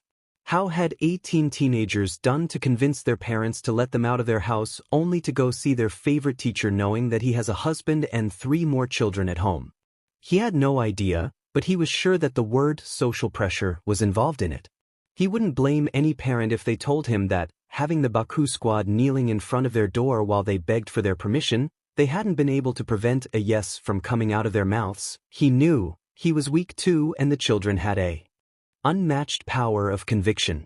The worst thing of all is that it wasn't just them, but that somehow they had managed to convince Mirio Togata to join the pajama party at Professor Aizawa's house, because the boy was also among them with a backpack on his shoulders. Shouta didn't have to think long to get the idea that Izuku knew the whole plan in advance and, coincidentally, had coincided his companion's little excursion with Mirio's weekly visiting day. After sighing, the first thing he says is, "I only have one question." He raises a finger to make it clear, while all the teens at his door wait for it. "How long are you going to stay here?" 3 days. Those voices are from the Baku squad. Of course, Aizawa already had the idea that they were the mastermind in all that. He doesn't know if he is impressed or upset. Well, no, he isn't particularly upset because he doesn't hear doubt in the voice of those 4. As he puts a hand on the bridge of his nose, Shouta affirms that he isn't upset, but is shocked that there is no doubt in their voices. By this he means that these 4 aren't afraid. They don't expect for a second a no from him. They have nothing planned for the scenario of their teacher saying that they can't stay, that they have to return to home. He is sure that they don't even have a contingency plan to send all the members of the class back to their homes in case the door is closed to their faces in the face of rejection. What? Because they are completely sure that they will be left them stay there for as long as they want. Because they know for sure that their teacher has no heart to send them home after the enormous show of affection that it means to have planned for almost 2 weeks to gather all the members to go to his home and spend time with him. If it's his class, there's no human way he can say no. Shouta is upset because damn it, they are right, there is nothing he can do against the huge bucket of honey they have just thrown over his heart. They have sweetened him and he moves out of the door to let them in while he says, "I don't want to know how all this happened." Of course, he ends up knowing every detail about how this unexpected and loving event happened on the part of his students. It turns out that Mina was the first one to have the idea. She agreed with Hagakure in the fact that being away from Shouta was terrible, And to her surprise she ended up finding out that even though only about 10 days had passed, everyone missed the tired face of his teacher outside the computer screen. That was how the Baku squad, among one of their many video calls, had joked with the idea of going to spend a night of sleepover with his teacher, ensuring that it would be fun to see how he tried to accommodate them all in a house that was only intended for 6 people. The idea, however, had remained in the minds of the members of that small group for a while, until they discussed it with the class and somehow, everyone ended up talking that it wouldn't be difficult to convince their parents to let them go. The adults trusted in Shouta as a school authority and as a man. The quarantine wasn't entirely mandatory and they knew that it would only be them, so they weren't afraid that the corresponding security measures would be used. With that in mind, it didn't take long for them to start pleading and insisting, some parents being more reluctant than others, but in the end none had been able to resist the Baku squad's puppy eyes, no Bakugu included. He was the element of fear. His penetrating and bloodthirsty look wouldn't let them say no, so they were now there, with a plan to spend 3 whole days with their favorite teacher and his family. Shouta still didn't conceive how the children never thought of hearing a no from him or Hisashi's part. Of course, the blonde was completely delighted with the idea of having the students there. When he saw them at the door, he rushed to prepare the wash so they could wash their hands and face while putting on antibacterial gel, and he offered them something to drink. The 1 degree a class took no time to adapt to the personal space of the family. Eri, Shinso and Izuku at the time were in a hospital, mainly looking for information on therapists. They had decided to go alone because they wanted sibling time, but as soon as they knew their friends were there, they made a video call with them to assure them that they would be there in less than an hour. Meanwhile, Hisashi made sure to properly care for the rest of his non-legitimately adoptive children, with a smile of pure happiness on his face, without a single objection to the fact that he had 19 teenagers where there were usually only 2. Shouta wouldn't be surprised to know that his husband had known about this before, and that was why he had made more purchases a few days ago despite having gone to the supermarket before starting their quarantine. Again, the almost natural way for his students to adopt to his space was surprising. None of them looked uncomfortable while standing on the counter or looking for where to put their backpacks without generating a lot of crowding. Sure, they still needed direction, so Aizawa put on his father's jacket as soon as he realized they were somewhat lost. Okay, if all of you are going to stay here, first we need space. Again, his class had their full attention on him, so as soon as he gave directions, they started moving the furniture in the room and setting it aside so that they could accommodate their multiple blankets and futons.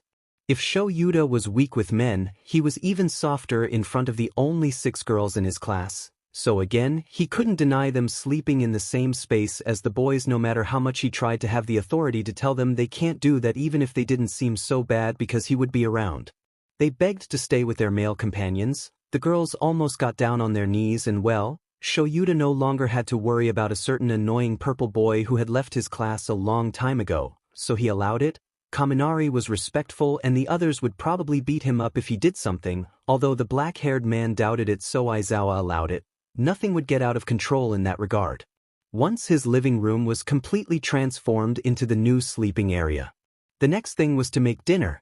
They arrived at night. It was around 8:30 p.m. when they were there, so although it was early and they would probably sleep until much later, he preferred that they eat something good before they filled their stomachs with movie snacks.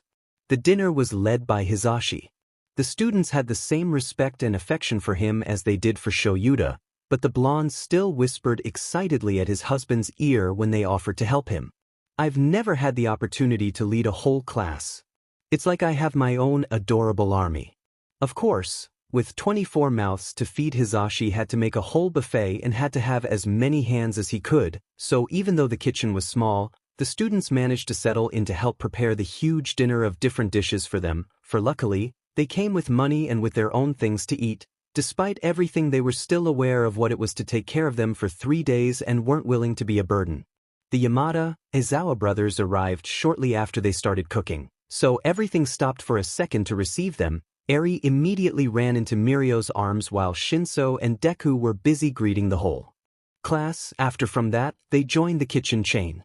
Somehow, oddly enough, having his students invading his home felt so natural to Aizawa that he had to take a second to admire that image and capture it in his mind forever. They were a huge family, Weird for many but perfect for his person, that was more than enough. Once dinner was ready, everyone decided to sit on the living room floor now covered in blankets and futons so as not to lose contact with anyone while they ate with a smile on their faces. Shouda's ears were full of those sounds he used to hear when performing in the common room after a long day of class. "You got food on your cheek, shitty hair." That was the voice of Bakugo, who reached out to pass a napkin over the stained place on Kirishima's face, who smiled fondly at the friendly gesture. "I told you they should invent cheese with cake flavor. There is chasey cake. Why the hell not do the opposite?" Kaminari, of course, had stolen Shinse's attention and now haunted him with his incoherent thoughts. Pizza with pineapple is an aberration. That was Mina, who right now was discussing with Uraraka about the ingredients of the baked dough that had things on top of her. "This miso soup feels more concentrated. Can I know what brand of miso you use, Professor Mike?" Ida, of course, sitting near Hisashi, still refused to call them by name even while they were at home.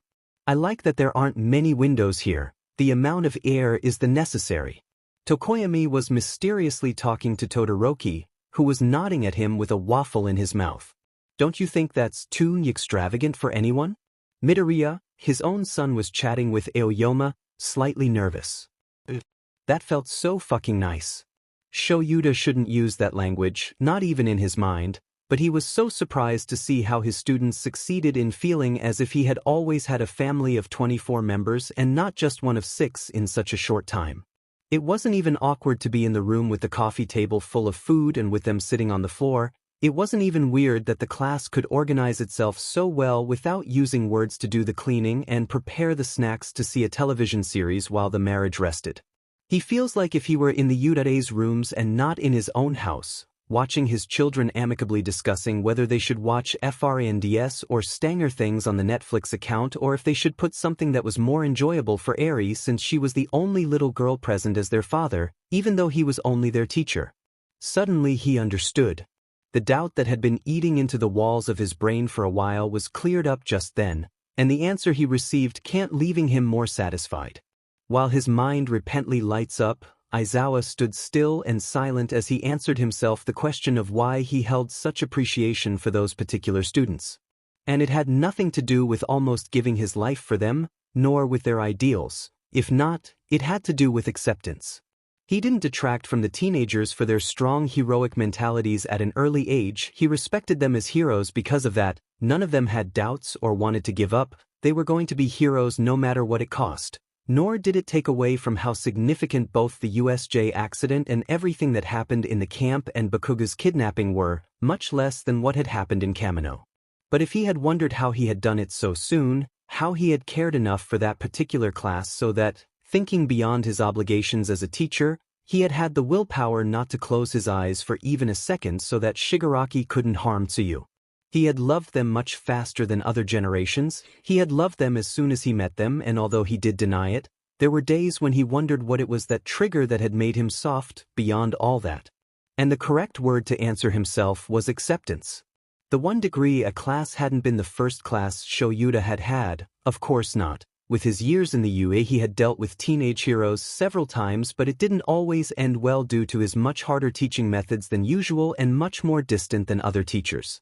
But that first-year class was different, despite the fact that they were afraid of him, despite the fact that they doubted a little about what he was doing and why, they never backed down.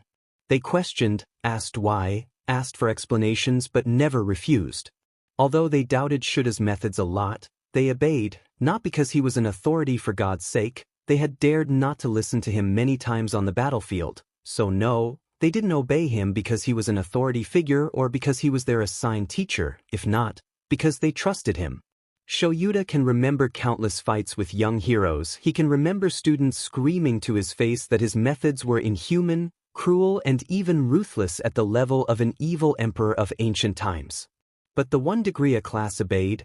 They knew that he was hard because he needed to be tough on them. They knew that he was aware of what he was doing, of what he was asking. They had the confidence to know that if Aizawa asked them to do something specific it was because he was sure they could do it.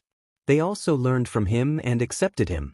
With his rare naps in the middle of a class, with his addiction to coffee, with his noisy husband and the son who still struggled the first days to avoid saying dad in the middle of a training. They loved him as he was, like Shouta Aizawa, as the man and not as the authority figure. They opened up to him with their real personalities and not like the students. They let him into their lives and he entered theirs with almost natural confidence after having shared so much. They had simply accepted and received him without a single complaint. There was nothing wrong and they loved him with everything he was, with all that it entailed, as very few people had managed to do. Damn, and they were only children under the age of 18. Therefore, Shouta had no qualms about spoiling them in the proper measure, even if his proper measure was to let them sleep in his living room at 3:45 in the early morning after they couldn't bear another episode in a series because it was already too late and full and tired they had no strength to move. He let them settle into his living room as best they could, with him and his family in the middle. Izuku climbed onto his chest as fast as he could, using his father as his personal futon. The green-haired boy clung to him and fell asleep quickly. Shinso did the same by trapping Hisashi under him, and Eri had her huge plush bear named Mirio, who also entered the family with ease due to his outspoken personality and the little girl's love for him. Of course, his family had grown much larger than Aizawa thought it would be on that rainy morning when Hisashi told him he wanted to adopt a child.